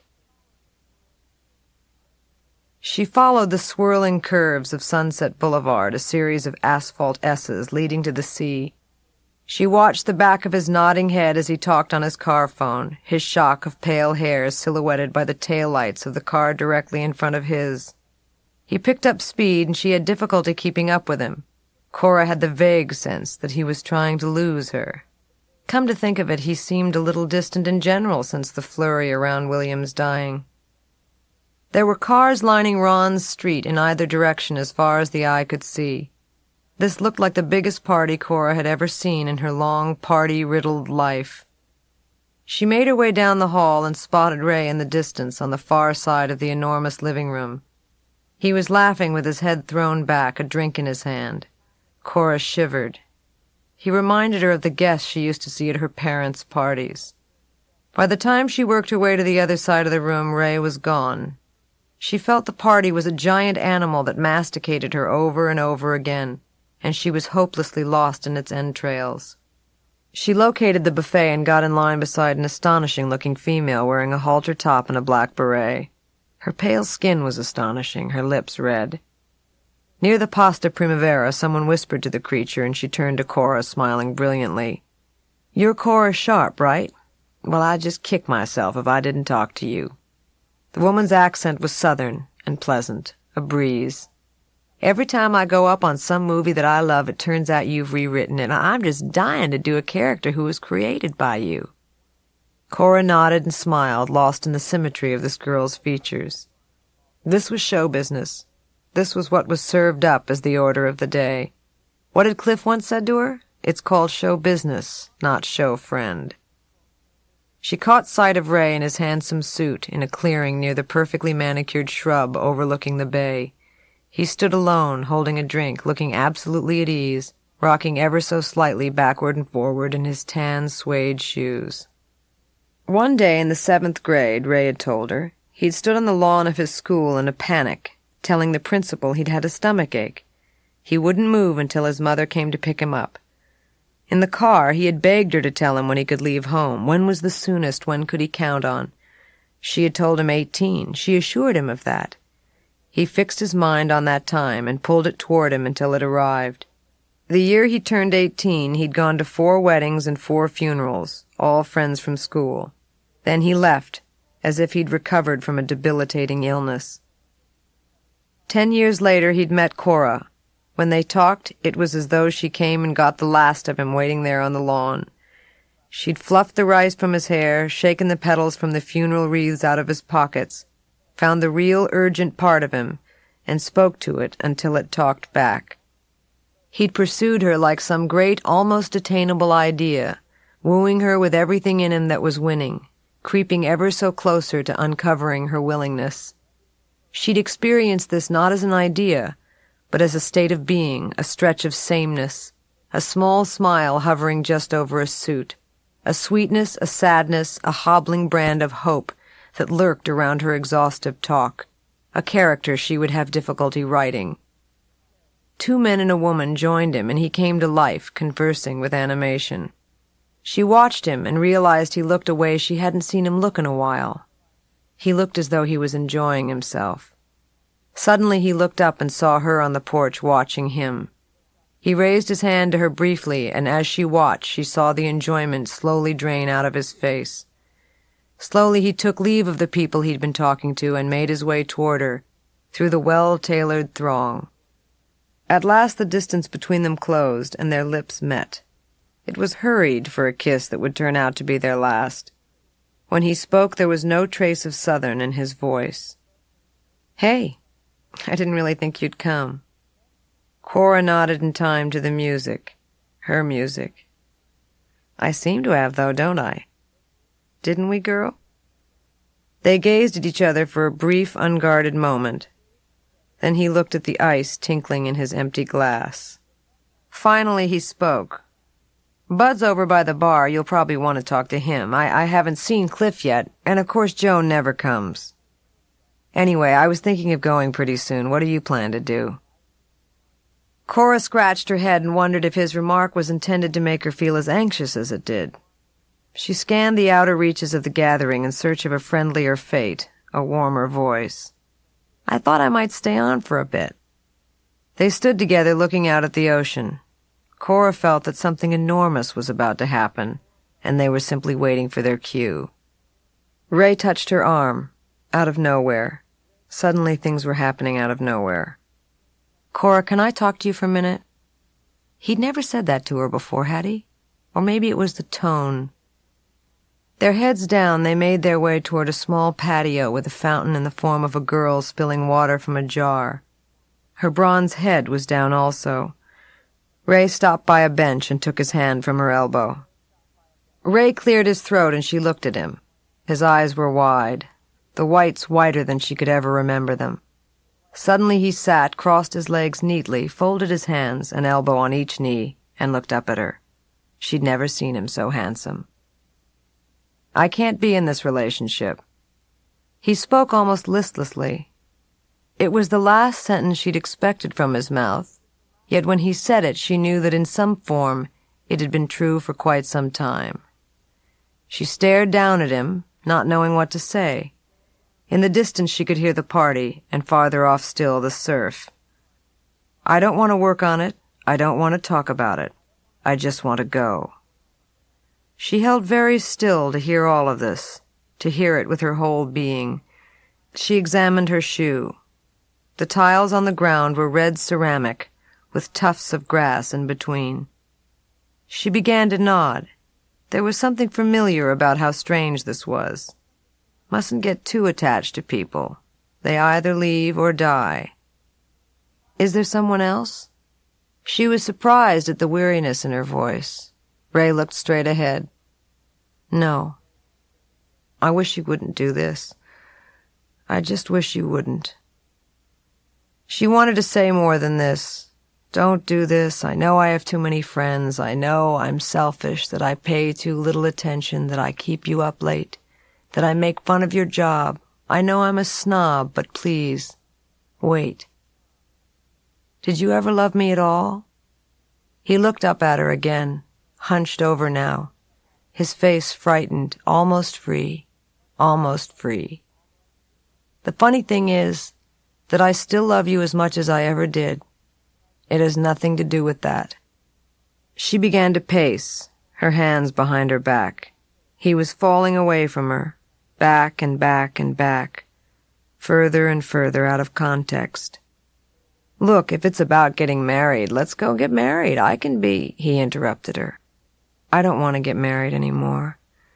I'm a different person than I thought I was when we first met. We're just very different people, and I don't know, we've been growing apart for quite a while. We're just so estranged." Cora felt drained. She listened to the fountain as though it were the last of her energy going out of her life. Estranged. She tried the word on for size. Estranged. She nodded. He looked at his hands and sighed. "I mean, I guess I have to have AIDS or be going through some unbelievable depression to get you to pay some sympathetic attention to me. That or be some powerful celebrity. Oh, never mind. I promised myself I wasn't going to do this. I'm just tired of waiting in line is all. If you don't appreciate me, why hang around? It's all fucked. It's all fucked. Now I know how your ex-husband felt." Cora had stopped listening somewhere in the middle of what he said, concentrating more on the rhythm and tone until his voice stopped, and she could pluck herself from this place of hurt. Eventually she realized that Ray had stopped talking and was staring at her. She spoke carefully, feeling her way. "If we do this, we can't talk for quite a while, you know? I mean, we just can't." Ray nodded. Looking at him, she knew she'd never understood him really, and now she never would. There was a sick smile on her face as she looked out over the bay. She shook her head. "I can't believe this is happening, you know. I'll send your stuff to the office." "Bye." She listened for some emotion, but all she heard was her heels as they clicked over the flagstone away from Ray and the sad little bronze girl. Cora flew to New York to meet Bud for their rewrite. Better single and alive than dead and married. She sat next to an overweight man who worked his computer fanatically for the entire flight. Cora read magazines, ate dry chicken, and watched an unfortunate film. On the ground in the limo, she called Bud at the hotel. "Oh, Caesar, come quick." "What's wrong?" "Oh, nothing. I just found out that Camille has a new boyfriend." "What do you want me to order you from room service?" "Rice pudding, onion soup, and a case of Coca-Cola." She arrived at the hotel suite followed by a man in a silly blue outfit and hat. Bud greeted her in the hallway in a hotel towel and a pair of black socks, his hairy, tattooed arms wide open. "Oh, Caesar, thank God you've come." She made her way to his open arms, and he wrapped them around her. He was weeping copiously, soundlessly, tears streaming down his dark, bearded face. They rocked back and forth silently, while the bellman waited a safe distance to one side. She situated herself in her room and changed into her paisley pajamas and oriental robe. She met Bud in the living room, which lay between their private quarters like a comfortable moat. Bud stood at the table holding a plate of vegetables, alternately weeping and shoveling spinach into his mouth. Cora situated herself next to him and lifted a plate from her now tepid soup. "Ray and I split up. But I thought everything was—" Bud stopped and corrected himself. "Oh, no, I guess I didn't. Well—" He sighed and took a breadstick from the room service table and bit into it with a loud snap. "So how do you feel, if I may be so bold?" Cora closed her eyes and considered. Finally she spoke. "The weird thing is that my feelings for him must have run a lot deeper than either he or I thought, because this has really hit me like a hurricane. It turns out he was way off. I did appreciate him a lot. It's just that I'm difficult, as I told him in the beginning in such detail that he asked whether I was trying to chase him away, if you recall." Bud sighed. "Yeah, but they can't hear anything early on. Besides, the coming attractions never quite do justice to the feature. I used to have these horrible fights with Camille, and at some point she started using the word thus and therefore. I started calling her thusly. The last fight we had, she actually used the word nay, like a scene being played out in an Elizabethan stable. But you must have laughed."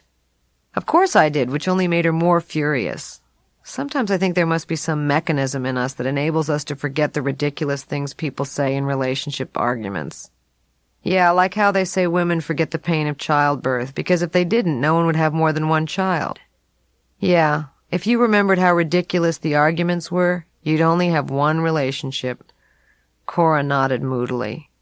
That's the difference between us. You see the ordinariness of relationships. You know what the person will mutate into, how you'll love them and learn all of their idiosyncrasies, and one day you won't love them anymore, or the same way, and then you'll leave and find someone else and start the process all over again.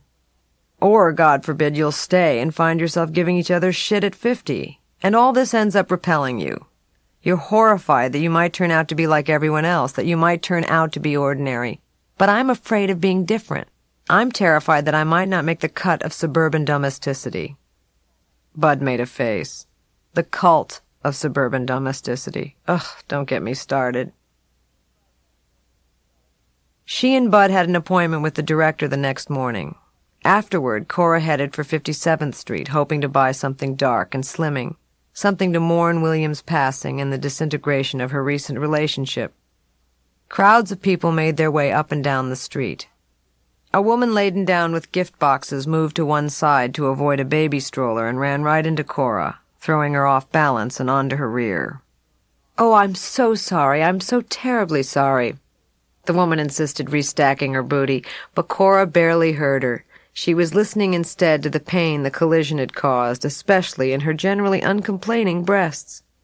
She didn't budge from the sidewalk as the astonishing realization took hold that the breathtaking pain in her chest and the belated arrival of her period might add up to something more far-reaching than clumsiness. It was as if a bubble of knowledge had fought its way up from her abdomen, finally bursting in her brain and bringing Cora to her knees. Actually, there was no sure way for her to determine whether her period was late, as Cora had never been absolutely clear on when it was due. And what with the upset over William's death and the demise of her and Ray, she hadn't been surprised at a delay that seemed lengthier than usual. As for her aching, stinging breasts, well, as Noah liked to say, if stress can give you a heart attack, it can certainly give you a pimple. So why not a throbbing chest as well? But of course, for all the things stress could do, it couldn't make you pregnant. "Lady, are you all right?" inquired the liveried Henry Bendel doorman. She slowly pulled herself upright, brushing the back of her plaid skirt and straightening her stockings. "I'm all right. I just think I'm going to have a baby." She told Bud first. "Are you sure? I mean, how do you know?" "Well, I've taken 5 of those at-home pregnancy tests, and they were all positive, plus the whole thing of not getting your period, and not getting anyone else's period either, for that matter. And the painful breast thing, I mean, no rabbits have died or anything, but I think those are fairly strong indicators." Cora imagined having access to her very own child, whose tiny head she could repeatedly smell, whose little feet she could... what? Bite, tickle, squeeze. She attempted to decide, with everything in her that could make any sort of important decision, that the baby was a girl. The parts of Cora that were unable to decide things and could only fear some sort of coming punishment to fit the unspecific crimes that she was always and forever committing, feared that she would have a boy child, a man baby. A baby she would only come increasingly to misunderstand, who would grow to resent her, living separate from his father. A boy who'd be anxious to play catch and war and touch football, whose genitals she wouldn't feel comfortable getting perfectly clean. A warring child who hid from her, refused to bathe or eat, and preferred his father's gifts at Christmas, widening the gulf that grimaced between them. No, she wouldn't think about it. It was a girl who'd taken root in Cora's belly. She would be beautiful, pale and startled like Ray, warm with wonder. Cora's devils would dance in her eyes. She had never thought about herself as a mother, so she began to take stock of her relevant qualities. Her friend Joan claimed that the main thing you had to do with babies was point things out to them. Cora felt fairly confident that she could accomplish that. She would certainly be able to give her child the ability, even the passion, to communicate. She had energy and will. What else? It struck her as pathetic in a way, this niggling around to locate and enumerate her more positive aspects. What was she, after she was lazy and impatient and fearful and people-pleasing and vain? Well, she had a good sense of humor, and she was self-involved for a generous person as opposed to the other way round. Bud saluted her. "Hail Caesar, full of grace. I mean grace if it's a girl. If it's a boy, I think monster. What do you think? Don't joke. It's bad luck. I have one question." She looked at him. "As a writer, when it's time, I'd like you to think about letting me breastfeed. You don't have to answer now. I just wanted to put it out there." Cora eyed him, the faintest of smiles fighting its way toward her mouth. "As a writer, when it's time, I'll let you know." The exchange hung in the air briefly before they returned to the work at hand. Cora arranged herself in anticipation of calling her committee. She pulled out her least wrinkled nightgown, a white one with long sleeves and lace at the collar. Then she brushed her teeth, sprayed perfume on her wrists and neck, and put erase cream under each eye. The logic being that if she looked good, the news would go over better. She called Joan first. Joan had children, lots of children, and would therefore have the substantive maternal response. "Well, now I know who I can give Natalie's crib liners to. They're yellow, so they work with either sex. The thing about it being Ray's, is that we split up before I left town." There was a beat while Joan considered this. "For good? Well, I don't know how good it is in terms of the baby and everything, but I guess it's better for him and me." "Well, babies are very resilient, and it's not as though it will be accustomed to you two being together, so that it has another type of arrangement to lose. Have you told him yet?" "I was hoping you'd do that for me." I don't know about that." "Well, maybe I'll send him a note." "A note? You're going to write him a note telling him that he's going to be a father? What about a fax or a brief message on his machine?" Joan suggested that Cora draft several letter options to Ray and fax them to her, and Cora hung up feeling better about the whole thing.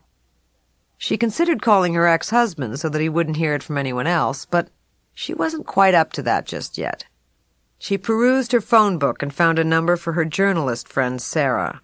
Not one of her absolute inner circle, but a good counsel and good practice. "Oh, Cora, how great. You're going to have a baby." "Oh, well, I'm too weird and phobic, so in a way you'll be doing this for both of us, for all phobics everywhere." The more people she told, the more real it all seemed to her. It was no longer this secret life just south of her stomach, but a fact that she'd placed in her friend's possession, something she'd said and couldn't take back. She was working it out, wording it out into her expansive world, until, armed with the acceptance of her family of friends, she had made it all right with herself. If she could understand it and communicate it properly, then all would be well. After a late night working with Bud, Cora was awakened at 9 a.m. by the phone. "Hello?" There was no answer, only breathing. Cora raised herself up on both elbows and blinked, listening. She heard a stifled sob. "Mama? What is it?" Viv wailed. "Sally's put Bill in a nursing home." Bill was Viv's father. After the death of Viv's mother, Minnie, he'd married the part-time nurse who cared for his wife during her illness. Viv had always regarded Sally as something of a gold digger, although, as Cora pointed out, there wasn't a lot of gold for Sally to dig. Viv found it difficult to accept her father's new wife, but when Bill's growing forgetfulness was diagnosed as Alzheimer's, she had been guardedly grateful for Sally's profession, assuming that it guaranteed that her father would not be farmed out to one of those awful places. But apparently she'd been wrong. Sally had said she found it necessary to admit him to a nursing home because she didn't feel her skills were sufficient to cope with Bill's incontinence and mood swings. Nursing skills, ha! She was just waiting for an opportunity to get rid of him so that she could have the house all to herself. My father is wasting away among strangers who talk to him as though he were an infant, or worse still, an idiot. I know my father. I feel his pain. Actually, Bill had a peculiar history with pain. For most of his life, he'd had no physical experience of it. His father would beat him, or he'd get beaten up at school, even knocked out, and he'd feel nothing at all. Once, when he was doing some carpentry work, he'd nearly severed 2 fingers. There was a trail of blood that they'd followed all the way to the bathroom, but he'd felt nothing. Then when he was 60, he'd slipped while working on a friend's boat and fallen on his head. He'd heard something click in his neck, and ever since then everything hurt, as though a lifetime of pain was flooding back on him. The slightest injury put him in agony. He had nothing to compare it to. He'd hold up his leathery little paw and say, "And now the least little splinter kills me." Cora mustered what her mother might have called gumption if she hadn't been so distracted by her ancient father's plight. "Mama, I have to tell you something. Actually, it's more like a couple of things when you get right down to it." Viv exhaled noisily all the way from L.A. "What is it, dear?" "Well, the first thing, I guess, is that Ray and I broke up." She waited for her mother's typically eccentric reply. "Well, dear, I can't say that this is unexpected. He was a lovely boy, but basically not for you. It's like I always say, men are bottom-line stinkers, especially the sweet ones, 'cause they come out of nowhere and vomit all over your life." Cora smiled and hung her head in admiration. Who needed a conventional mother when you had one who'd say stuff like that? "And the other thing is that I think I'm pregnant." There was a barely perceptible beat as Viv had a quick think. "They're stinkers, but they often make beautiful babies." "That's a blessing, baby. Aren't you thrilled?" Cora scratched her face thoughtfully. "Well, I'm not exactly a thrilled type of person, even in ideal circumstances, whatever they might be, but given that configuration, I'm as happy as someone like me gets." Viv rallied. "Good. That's my brave, strong daughter. Well, this is such good news. Now, if we could just help Daddy, everything would be okay. You know, I'd been planning to take him back to Texas, to Whitewright, where he was born. He's been saying for quite some time now that he wants to go home. Wouldn't you want to go home before you died?" Cora considered. She wanted a simpler life, the kind you had the time to learn to play the harmonica in. Maybe that was the kind of life they had in Whitewright. A place to return a confused grandfather and to brew a tiny child. Maybe they knew something about family there that Cora could hope to learn. "I say we kidnap him." She heard Viv light a cigarette. "That was my idea exactly." And they began to hatch their plan. Dear Esme, there's a Jungian joke that someone told me. As far as I know, one of the few jokes attributed to Jung in all of history. The joke goes, what do grandparents and grandchildren have in common? Give up? They share a common enemy. Not a hilarious joke, I grant you, but Jung was not known as a great card. Anyway, this is by way of explaining whatever affinity you may have for your Grandma Vivian. I wish I knew what my mother felt or thought about when she was pregnant with me. You'll understand why I'm curious regarding your Grandma Viv's way of thinking when you meet her. She seems to have discovered some system of reality testing other than the one everyone else uses. When she doesn't like the reality around her, she changes it. Not later, but in the moment, in the bright right now. When things don't go her way, she keeps on going until the direction doubles back to the way it ought to be. Not having my mother's gift of reality alchemy, I figured the more I knew about the way things are, the less likely they'd bite me viciously in the butt later on. I was wrong about this whole enterprise of pursuing understanding as a means of mastering your predicament, but, as Bud likes to say, nice try. Come on out so I can talk to you. Love from your grandma's daughter, Mom. The two writing partners didn't talk much on the flight back to Los Angeles. Bud always got despondent after they'd finished a project, and Cora had learned to just leave him alone when he was like that, to let him walk his high, low wire until they hit the platform of their next assignment. He hung there now, staring straight ahead as if for fear of seeing how far the drop was. He'd even agreed to accompany Cora to Whitewright. In truth, Cora had been fearful of leaving him alone. The fact that Camille had a minor role in the in-flight movie, The Blinds Were Drawn That Morning, hadn't helped his mood. At the airport, they retrieved Bud's truck and drove directly to Viv's house in the valley, a 2-story mock English Tudor cottage from the 40s, nestled in a yard of overgrown shrubs and sagging oaks. The door was yanked open, admitting the spectacle of Viv, adorned all in green, the hallway lights dazzling behind her. She wrapped her arms around Cora.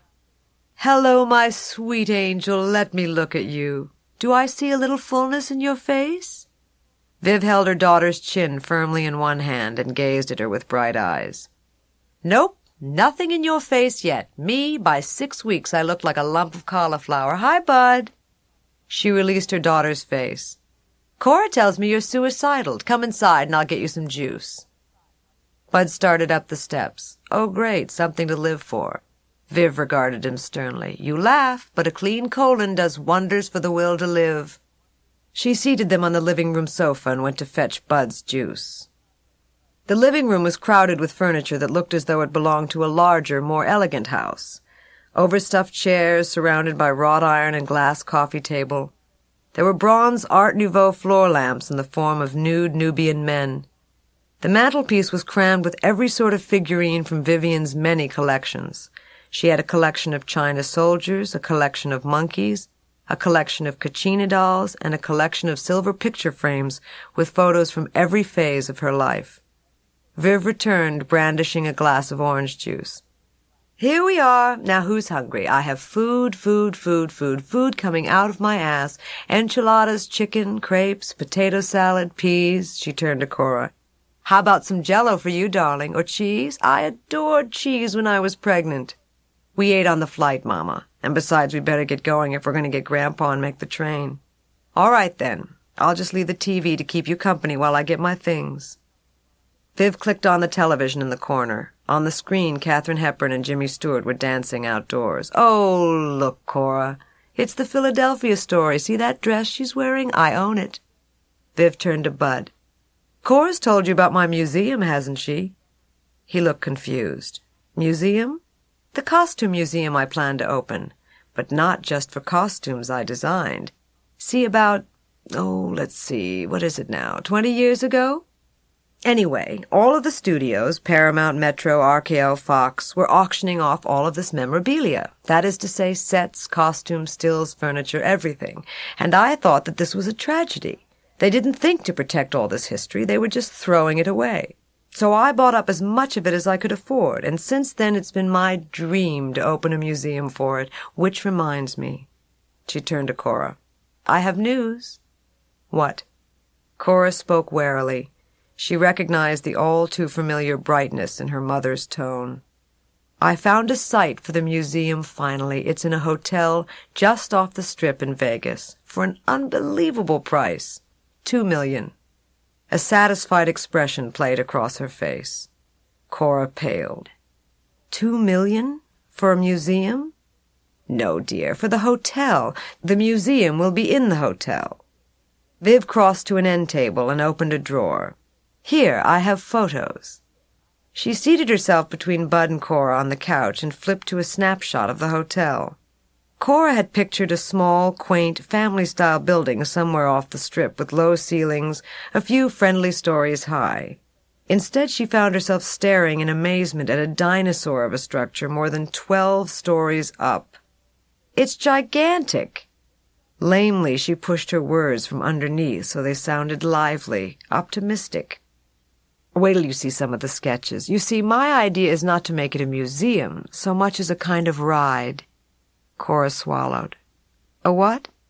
"You know, a kind of Hall of Horrors, very Hitchcockian in feeling, a sort of scary costume ride. People will get into a cart like at Disneyland, and they're sort of carried through the costumes. For example, when they go through the displays from the birds, a flock of crows will swoop down on them. Or when they go through the Psycho set, a knife will come out of the wall while they're looking at Norman Bates' mother's house dress. It'll have loads of atmosphere." Cora felt lightheaded. "But with costumes? Birds and daggers and costumes?" Viv gave Cora an exasperated look. "I know this isn't your kind of thing, dear, but trust me, your mother has a couple of good ideas in her. You'll see." She put the photos away. "Now, if you'll excuse me, I'll just be a minute." Bud looked at Cora. "What is it, Caesar? Are you feeling non-compass Vegas?" Cora hung her head wearily. "Don't ask."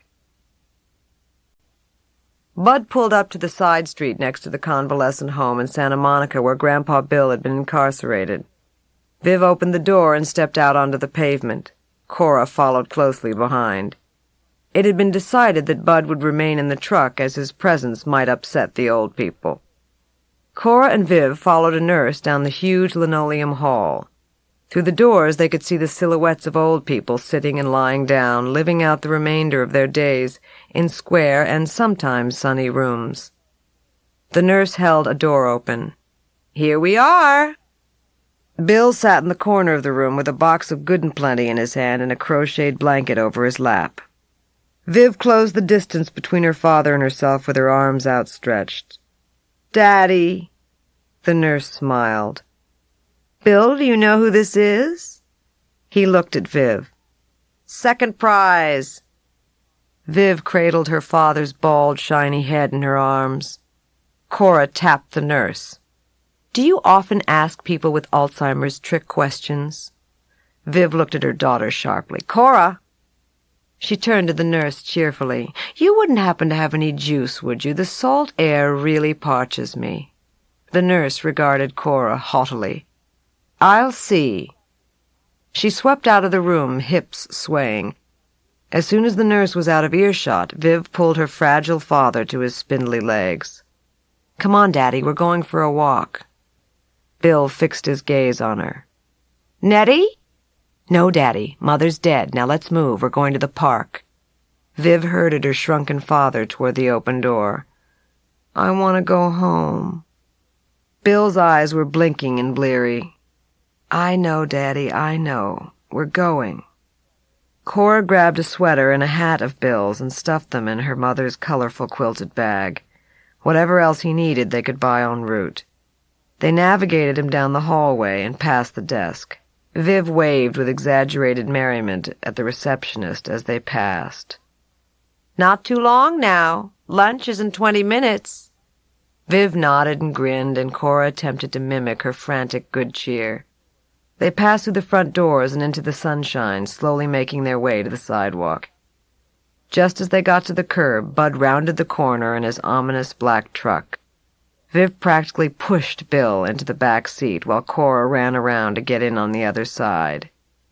Once Bill was ensconced, Viv swung into the front seat and Bud hit the accelerator. Glancing back through the rear window, they saw the nurse running to the curb with a styrofoam cup in her hand, bright orange liquid slopping over the sides. "Righteous!" Bud said, hitting the wheel with the palm of his large hand.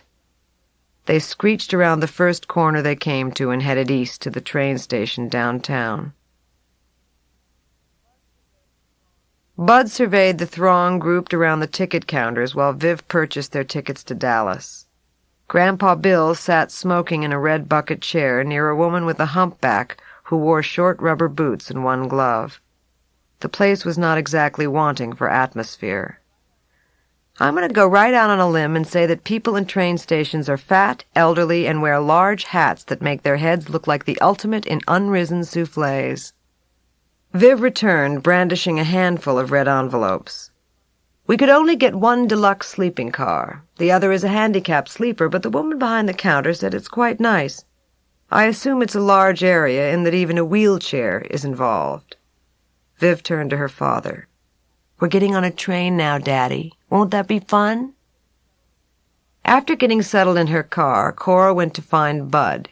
He was in his compartment examining the tiny shower toilet stall in horror. There must be a saying about not pissing where you cleanse, like the not shitting where you eat. Would cleanse be the word? Cora sat down heavily in the lower, bigger bunk and examined their close quarters. "I would advise you not to eat in there. I think that might even be one of the 10 commandments of train travel or something." He shook his head and laughed. "Only my Caesar would turn this into some sort of religious quest. Although the whole experience does have pilgrimage overtones. Still, I can't help wondering, if he basically doesn't know where he is, why couldn't we just have told him that he was home? I mean, if he's just going to end up taking our word for it, why couldn't we just have lied instead of schlepping all the way to White Hat?" "White right. Whatever. Just please tell me, and then I promise not to ask again, even if I don't understand." Cora looked at him steadily. He never asked for much ever, my grandfather, just to leave him be to fix things and play sports. He liked coffee and those plain doughnuts you dunk in them. I think we owe it to him to do this one thing, particularly for such an undemanding guy. I mean, he's lived his whole life making sure his family was set upright and as happy as they could be. It's hard enough identifying exactly what your imperatives are, much less communicating them to other people. This represents a communicated desire of his at a point in his life when not much else is possible. So I feel, as a fellow human and relative and someone he built a very nice playhouse for when I was a little girl, that it is my duty to follow whatever simple instructions remain for him to give. It's probably very little compared to the lists of things I'm going to have to do for the baby, though by that point their ability to communicate their wants and needs might turn out to be of a pretty similar sort. Bud pursed his lips and crossed his arms thoughtfully. Can I just say one thing, and then I promise to be an extremely convivial traveling companion? My friend Greg's father had Alzheimer's, and he kept saying that he wanted to go home too, only he was home. My point being that I think it's a symptom of this condition, a feeling of restlessness, of uprootedness, so that it presents itself as a wish to go home when in fact— Cora interrupted him.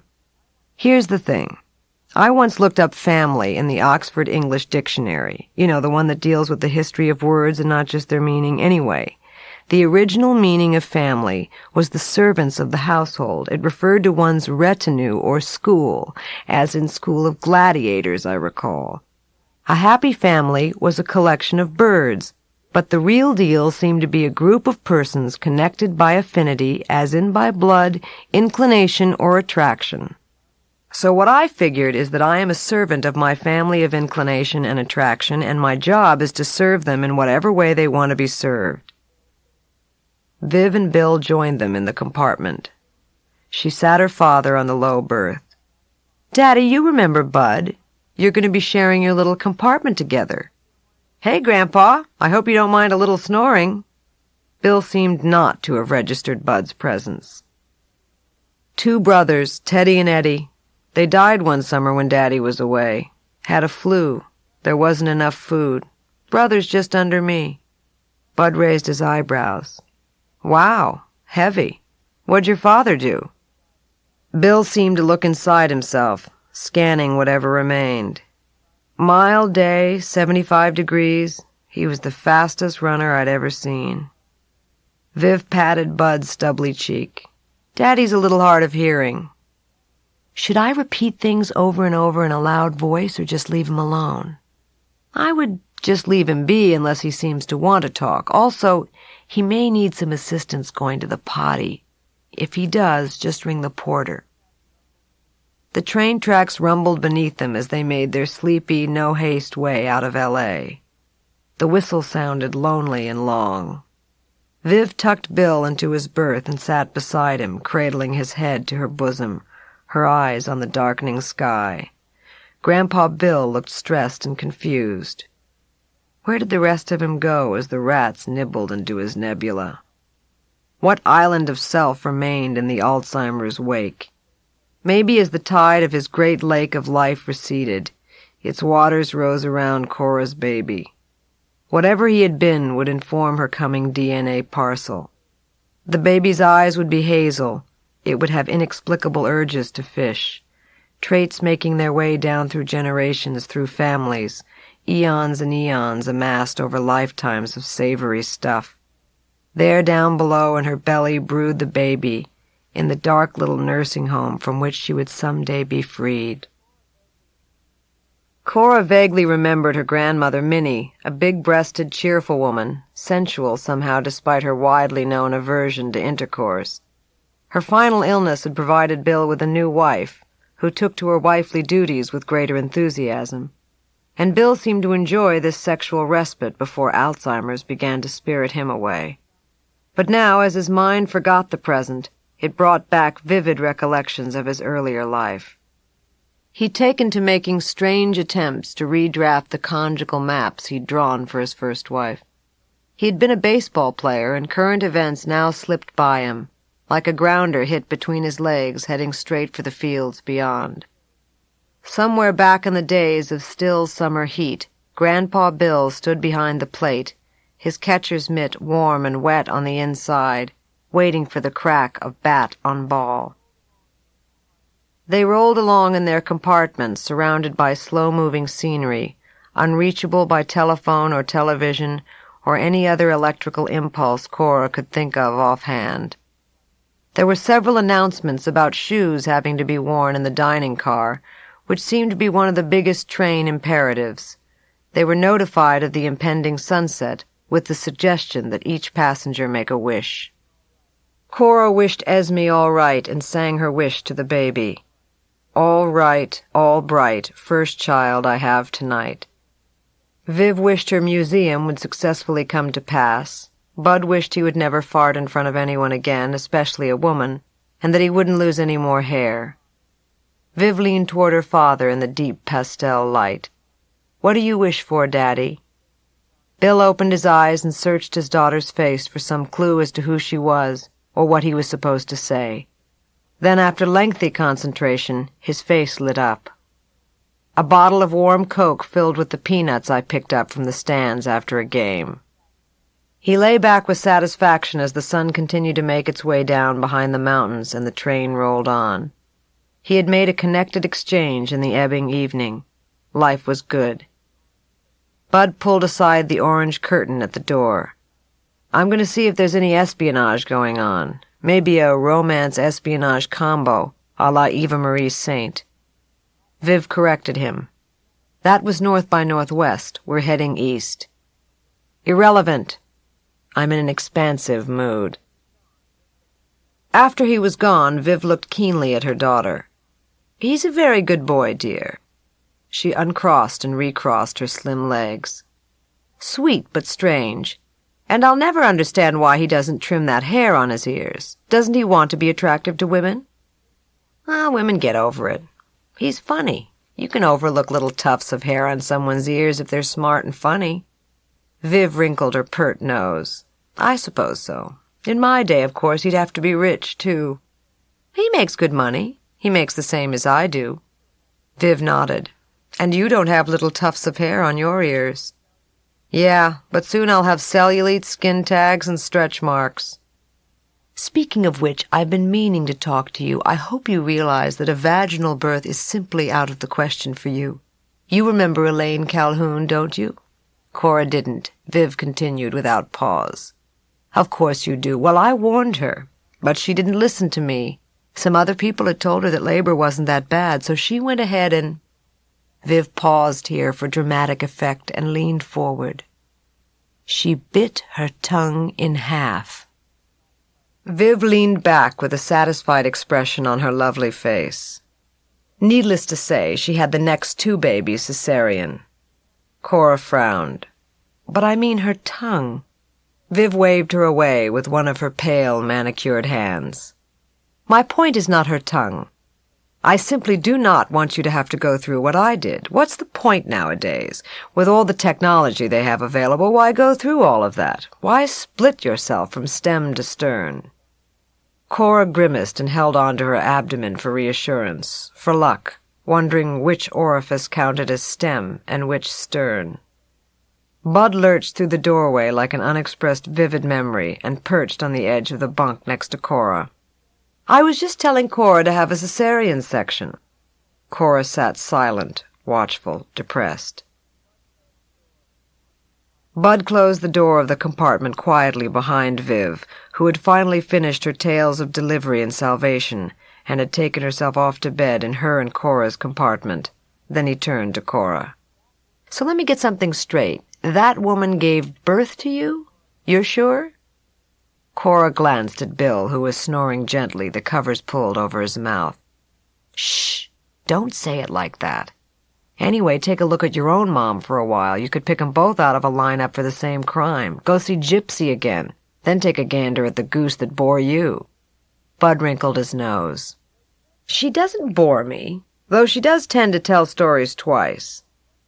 A small rhythmic pulse evidenced itself in Cora's abdomen, as if the tiny fetus lying dormant there had just awakened and was knocking the softest of knocks. "I have the hiccups," she said as she fluffed up her fallen hair. "Babies get hiccups too, you know, buddy, in the womb." "Really? Trippy. Do they do other things like coughing or sneezing or, dare I ask, farting?" Cora nodded solemnly. "They do all of it, including pissing and defecating and vomiting and ordering things by phone. And it all comes out in a giant whoosh. A river of collected body emissions and mail-order items follow in a disorganized procession behind the tiniest of all possible human beings. Sometimes it takes hours to mop up the room, not to mention the mothers." She stood up, careful not to disturb the unperturbed Bud, and reached for her handbag. She dug around in it until she felt something hard and square. Gingerly she pulled out a small tape recorder. She sat down, lifted the recorder to her still hiccuping midriff, and pressed the play button. Cora had read somewhere that a study had been done on babies in vitro. Half of them had been played music and half had not, and the half that had were lulled instantly after they'd been born by the music they heard. Cora wanted Esme to get a jump on lullabies, so she was starting early. An assortment of strings swelled out of the tiny black box, followed by ancestral orchestral singing. Pavarotti serenaded Esme in elongated Italian. He oozed dark, creamy words, making cavernous caves out of regular old vowels, echoes glorious in his chamber. "Guardi le stella," he crooned through Cora's skin. "Look at the stars." Cora whispered the subtitles to her daughter, keeping time with her foot. The operatic constellation twinkled and soared, dragging the moments musically by. Cora woke to the insistent, gentle rocking of the train. She pulled back her blanket, swinging her legs over the side of the bunk. "Is Grandpa okay?" Viv shrugged. "He slept through the night. He's been playing his own version of solitaire since breakfast." "I missed breakfast?" "I saved you a Danish and an orange juice. They're in the sink." Cora squinted out the window. They were in the desert now, making their way through an empty riverbed. Viv gazed at the graffiti that squiggled its way along the banks. "I can't help thinking we're taking him home to die, that we're taking him home with his body still warm. But his mind is cooling, Mama, and he needs to go where it's a little warmer to rally himself." Viv glanced at her daughter sharply. "Sometimes I think your real father is Clifford Odets. He had a very particular way of expressing himself also. I did tell you I knew him, didn't I? He could have been your father, you know. You may not think so now, but men really liked your mother." Viv sprayed perfume on each wrist and behind each ear and went to check on her father. They picked up speed as they sped on eastward, the train tracks warming. The baby nestled below in her private compartment, her destination months away, but nearing. The Amtrak of the umbilical sac would thin and threaten to break into being. Esme would have her first out-of-body experience. When push came to shove, she would appear through the smoke on the prepped and shaved platform. Although actually, Cora thought of birth as some sort of critical accident. A severe blow to the head and spine, rendering you unable to do even the simplest of tasks. Infancy was a period of extended convalescence in which you had temporarily lost the ability to move or speak. It would be years before you recovered even the most rudimentary vocabulary, before you discovered, in the slow evolution from crawling to standing to tottering towards something that had caught your eye, the inclination of your imperatives. One's task as a parent, then, was to restore the infant invalid to its mobility and senses, to nurture it to some state of standing and sanity, with hair and teeth and clothes, and then strand it somewhere, swaying and singing, amassing endless entanglements, sweaters, and the occasional goofy little hat. And oh yes, the other thing, between standing and the singing and the sweaters and the hat, being mad at you, intermittently, between sweetness, very definitely, mad at you.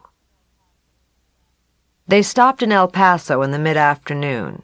Bud checked in with their agent, who told them they'd had an offer to write an animated children's short and a series for Ruta Lee. Back on the train, Cora sat with her grandfather and watched the world pass by their rattling window, the late-day light blinking back the landscape. As a child, Cora had watched her grandfather fixing radios or fishing, deft and definite in his movements, his gaze glazed in concentration, absorbed in his activity, enslaved to something at its center. She had been a little afraid of him, found him formidable and impatient. She wanted so badly for him to notice that she was not a frivolous person. She had sat noiselessly in his periphery, hoping not to disappoint. Now he seemed lost to her in his illness, trying to fight his way out. Bill moved his eyes to his granddaughter and set to work placing her in his confused life, the life he could only intermittently recall. Suddenly a grin lit up his weathered, leathery face. "Hey, you!" With as much energy as he could muster, he slapped his hand on his thigh. Cora thought "hey, you" was a terrific greeting to use if you had Alzheimer's. It pretty much covered the boards. "How you been doing, Punkin? When'd you join the show?" "Same as you, pretty much, Grandpa." They were both nodding now. "Same as you." Bill scratched the side of his head with his liver-spotted hand. "Well," as he paused, considering, Cora heard laughter in the corridor beyond. "Good." Bill put his lips in the position customarily reserved for whistling, but no sound came out, just air. Cora leaned forward. "Are you looking forward to going home, Grandpa?" His lips fell out of the O.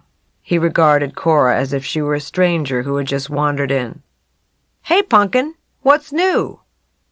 "I was just asking about Whitewright, whether you were excited to go back there?" He looked out the window somberly. "I grew up in Whitewright." Cora sat back with a rush of relief. "What's it like?" She spoke louder, attempting to access his memory, which fluttered about his head butterfly-like, while it retained life and movement. "Oh, it was a horrible place, just horrible. Me and Sis couldn't wait to get out. Daddy worked over yonder in the schoolhouse." He pointed vaguely into the twilight just outside the window of the train. "Well, one day Mom found out that Dad was fooling with one of the other teachers, so Mama packs us kids up and moves us to the little white house near the Methodist church on the corner. Didn't talk to him for nigh on 2 years.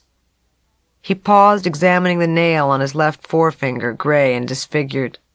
Cora waited and watched. "That summer, me and Joe Briggs used to go fishing down at Dead Mule River. We'd dig up those big fat worms in the banks and use 'em for bait. Find worms, go fishing. Well, one day I moved too fast or something. Before I knew it, the hook had gone plumb through this nail here. See that?"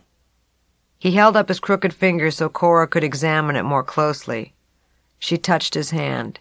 It was tough and dry. She held very still in case Esme was listening to the sound of her history, her wellspring, what stood behind her. Her grandfather was giving her what was left of his memory. Not wisdom, but his life, which time was breaking up around him like clouds. Viv materialized, brandishing a pack of juicy fruit. "Anybody want a stick?" Bill spoke in a tone of irritation without interrupting his vigil at the window. "Nope." Through the dirty glass, Cora could make out a sign announcing miniature baby goats and railroad ties for sale. "Thanks, Mama, no." Cora looked at Bill, his hands resting once more on his thighs. "Are we there yet?" He addressed no one in particular. "Not yet, Grandpa. Soon." After dinner, Cora went back to her compartment to get a sweater and went in search of the observation car. Bud had promised to meet her there to gaze madly and moonily at the stars. She heard the automatic door slide open behind her and the clomp of heavy boots on the carpet making their determined way toward her. Bud appeared at her side. "Are we ready to have our talk, creature?" Cora nodded thoughtfully and put her head on his shoulder. He smelled of smoke and beer. Their reflections in the window beside them showed a sleepy couple traveling east to visit friends and family. "You start." Cora watched her mouth move on the face in the window. Her eyes traveled to Bud's as she waited for him to speak. He addressed the face beside his. What are we going to do with Ray's baby? I know we've discussed this, but I can't seem to recall the whole thing. We're going to keep it, of course. She shifted her weight to curl herself deeper into her friend, like a small swirl of clumsy, dense smoke. We're going to keep it and let him visit the baby whenever he wishes. I guess, within some kind of reason, you know? Bud wrapped his arms protectively around her and squeezed her.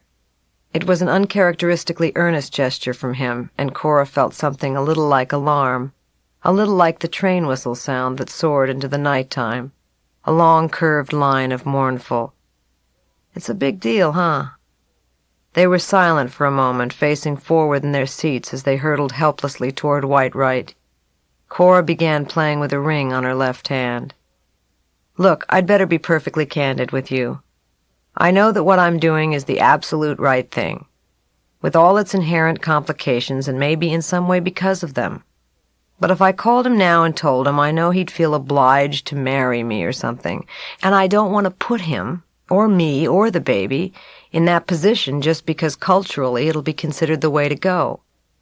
I don't want to make someone miserable just by doing what it is that I normally do, just by being who I am. We had a good enough relationship to help one life out and another in, like some freaky portal or cosmic black hole. In the end, it doesn't matter if he makes too many drinks or feels unappreciated or whatever it is that he does and feels. What matters is that we're not really good together. But he's a great ameliorator. He's the ameliorator, a superhero in that regard. And with the baby, he won't feel cheated or unappreciated like he did with me. What he is will be perfect for the baby. She'll enable him to fulfill his truest destiny. He will be a great and dedicated parent, and I will toil meekly in his shadow by comparison, but I will toil all the same. I just need for you to help me figure out how to tell him so he doesn't hear about the failure of him and me as a couple so much as what a success he'll be as a dad. It was quiet when she finished speaking, and Cora noticed that Bud was nodding, had been nodding through most of what she had been saying, keeping time with the rhythm of how she wanted things to work out. The train made its way serpent-like through rock and stone above the Rio Grande. Shadows of prehistoric beasts arranged themselves over the landscape. He narrowed his eyes. I think that our best plan of action, based on my general feelings as a lonely guy, is to call him at some point in the near future and tell him some version of what you just said. Of course, we'll have to rework it a little because it's way too pretentious and long-winded, and no way am I going to let you alienate the guy in case there's a glimmer of a chance he might give back that watch. Cora smirked. At least you have your priorities straight. Bud nodded with exaggerated gravity. And I know that even if you don't get the watch back from him, God forbid, you'll find me another one just like it. You'll feel that nothing less would really do after I've taken you for your amnio and all those absurd breathing classes and the rest of your coming ordeal. Cora had to stop herself from embracing him, relationships, pets, and children. For her, he would put his cynicism aside and help her to hatch the baby who was currently curled up inside. He regarded her sternly. You realize, of course, that it's critical that we refrain from engaging in any conventional forms of sentiment. That way madness lies. Just concentrate on the watch, and I'll help with the breathing and the pushing and the call. Bud walked Cora back to her compartment. They made their way down the corridors wordlessly, straddling the squeaking islands of metal that connected each car to the next in the sudden rush of cold wind from the darkness beyond. She opened the door and slid into the darkened room. She stood watching Viv from the narrow space between the bed and the combination toilet sink, and for the first time since she knew that she was pregnant, felt an overwhelming need to talk to her mother. Her mother would mother her into motherhood, would provide the spark that would ignite whatever flame one needed to emanate the warmth parents dispense to their children. "Mama, it's me, Cora." "That's good, dear. I was worried it might be the porter, Elijah. He was eyeing me at dinner, you know." Viv's hand reached automatically to smooth her daughter's hair. "Mama, I need to ask you. Can you remember anything that I might need to know that would help me have a child?" Viv smiled and rolled over onto her back. Her eyes glittered in the dark, filled with secrets she wanted to tell. But all she said was, "You'll know just what to do, Cora. You're just like me. You hold it all inside until one day you have an ulcer, but you always know just what to do." Cora squirmed. "But, Mama, like with your friend William, you knew what to do with him. You told me so." "Yeah, but there is no real difference. When you love someone, when they're family, you do whatever you can to make them feel better, to do what's right for them because they're that important to you. Like with Grandpa. We're taking him home, right? Because that might be where he wants to go. It's not important in a way if he gets there. It's that we're taking him.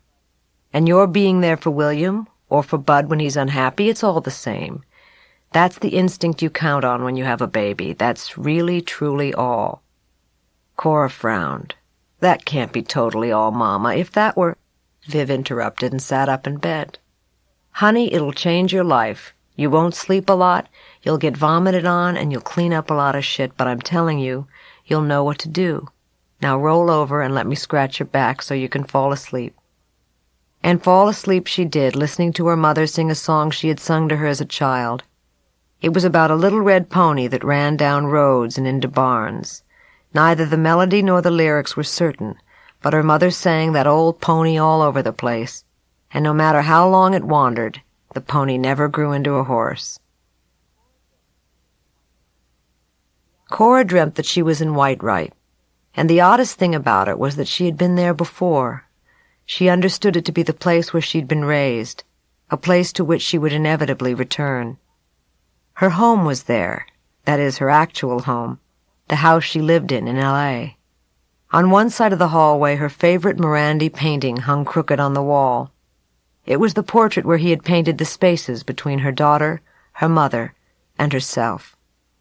There was a room just off the bedroom that had been William's. Cora hadn't realized it was there. She couldn't believe that she'd had this room all along. Why, if she'd known it was there, think of all the things she would have done. She could have had more friends come stay with her, made another office, or even a porch. But then she realized that it would make a perfect room for the baby. Dear Ray, I hope you aren't too surprised to hear from me. You have to understand that once you open up a line of communication with me, that line may be interrupted, but it's never entirely closed. I'm writing to you from the birthplace of my mother's father, Bill, the baseball player, remember? We were returning him like a cross between damaged goods and some sacred object we'd been harboring. We had some vague hope that the nearer he got to the place of his creation, the closer he'd get to who he was. Not your basic wellspring of logic plan-wise, but there you have it. The bottom line is, everywhere is home to someone, except, at this point, Bill, who longs for some memory he'll never recapture. He sat on the bench in front of the library, smoked a cigarette, and said, "Are we there yet? And I want to go home," which is what he'd been saying all along. Speaking of family, I'm proud and a little inexperienced to announce the inadvertent impending arrival of the child we appeared to have made during our recent stressful, albeit heroic, circumstances. So although we couldn't make a relationship that worked, we've managed to fashion a human being. I just hope she has your patience and my humor. I hope she lacks my laziness and your passive-aggressive charm. Her name will be Esme Bing, unless she's started defying me already and turns out to be a boy, in which case I thought I'd call him Lillian Ross. Either way, she'll have your last name, if that's okay with you. Let me know your imperatives, and please work toward being glad. I am. Think of us as two people who managed not to throw out the baby with the bathwater, which, by the way, started out as a pretty swell bath. See you in 7 months. Love, Cora. One sweltering morning in July, Cora awakened in Viv's hotel in Las Vegas in a bramble of Braxton Hicks and a high sense of alarm. She sat up in bed and gazed out at the Strip, glistening in the early half-light. The skin across her abdomen tightened, causing her a sharp intake of breath. Uh-oh. She waited for the pain to pass through her and on to somebody else. She groped across the bedclothes and found Bud's ample tattooed arm and shook it. "Buddy!" He stirred and rolled away, pulling the covers up around him, and stuck his pillow over his head. The pain came sharper. "Buddy! We have to go to the hospital. The baby's on her way. Lillian Bing Baudrillot made her way into the world at 3:35 p.m. the next afternoon to the accompaniment of Hearts and Minds, which Cora had been watching between contractions. She had been unable to get the association of the name Esme with the nasal noises out of her mind and decided against it at the last minute, using it instead as a joke in a bad movie she and Bud rewrote. Also, her book of baby names said that Esme meant esteemed, and Cora thought that sounded like an attribute better suited to an eminent oral surgeon or a Supreme Court justice than to an adorable child of hers. Bud had lobbied hard for Bunny or Buena, the nearest feminine approximations to his own name that he could find. But in the end, Cora had settled on Lillian, which would be Lily for short, which was close to Billy, after her grandfather and her dearly departed William. Bud, to his satisfaction, was named a legal guardian, along with Joan. Bud and Vivian were at Cora's side for the birth. Grandpa Bill sat in the waiting room playing solitaire with less than a full deck. Ray arrived soon after Lily's birth, per their agreed-upon arrangement. He seemed to be doing well, and Cora found herself vaguely glad to see him. She hoped their civility would persist long enough to get their child through her teens, and made a note to herself to watch the lawyer jokes. Everyone around her seemed to be thriving. Bud had written a television miniseries shot entirely in Viv's hotel. It was a critical success, panned only in the Village Voice, and although the ratings were lower than might have been hoped, he made a lot of money and the show had put Viv's hotel on the map. Even the scary costume ride had come off better than Cora expected. It was almost hip, she decided, although by that point she was deep into her pregnancy and undoubtedly hormonally imbalanced. Her grandfather had a new friend who lived in the mirror in the hotel bathroom. No matter how hard he tried, though, Bill couldn't make him talk. It seemed that he was incurably shy. On the second day of Lily's life, Bill gazed down at her as though trying to place her in his past life. Finally, he looked up at Cora. "Is this some kind of a trick?" Cora tilted her head to one side. "Looks like the guy in your bathroom mirror, doesn't she?" Bill's face lit up. "You know, I do believe she does. She does at that." As for the baby, well, the baby was beautiful. She looked a lot like Viv, although Cora watched her nose carefully. She thought it was beginning to fashion itself more towards Ray's shape of feature with each passing day. Joan told her she was imagining things, and suggested that she finish her thank-you notes before the baby came of age. Cora found herself following her mother around with the baby, coveting her nearness. As long as her mother was pleasantly ranting, all was not lost, just temporarily misplaced. She got vomited on and cleaned up endless amounts of shit, as Viv had predicted, but she didn't mind half as much as she feared she might. True, the baby trespassed on her limited territory of trouble-free sleep. Sometimes Lily sobbed inconsolably, leaving Cora to kiss and rock her and ask her in frustration, "What's the matter? What can I get you?" Like a waiter with a background in psychology and an overdeveloped instinct for consolation. Lily talked and moved her hands in her sleep, prompting Bud to call her little hand ballet. Every so often a smile would light up her features like something flying across the face of the moon, something so small that when it passed you'd wondered if it had ever been there at all. Maybe it had been a floater. Lily would walk late, but she would talk a blue streak. This Viv had predicted. Cora would teach her the location of her fine hair, which straggled in slowly and golden. She would point out her nose and elbows and boobs and eyes and toes and hooter and teeth. The baby tide had come in, leaving her barren beach of a body strewn with one perfect baby shell. Cora put her ear to it and heard her whole life roar. Dear Esme, I looked up child in the Oxford English Dictionary and here's what I found. Child, meaning dear little child, as in this from 1881. You needn't be so decided, child, said her father. Also all her fleet of spirits came swelling in, with child of sail. Chapman, 1606. Is the parent better than the child into whom he has cast his ripened being? Emerson. See? Who says you can't study for the parent finals? 3 trimesters and boom. Dilation, graduation, and home. How the time does fly. Her children gone, the mother nightingale laments. Dryden. I also found out that Morandi didn't so much paint the spaces between objects, he made the spaces more important than the objects themselves. It was all just space, negative space and positive space. The no more important than the yes. By the time I found that out, though, Morandi had come to sound to me like a dance people used to do, a festive fad dance, done wearing big sleeves and fruit on your head. Wouldn't you have loved to live in the time when they did the Morandi, their laughter filling the positive space like a sky full of birds, the negative space so far away that the no of it just couldn't be heard?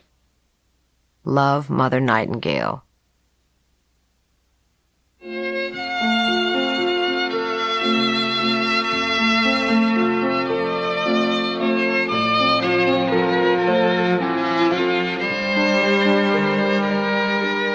Delusions of Grandma was written and read by Carrie Fisher. It was abridged for audio by Trebby Johnson. The recording engineer was Rick Dasher, with editing by Stephen Strassman and post-production by Karen Perlman. The associate producer was Linda Wallman. Delusions of Grandma was produced and directed by Elisa Shokoff.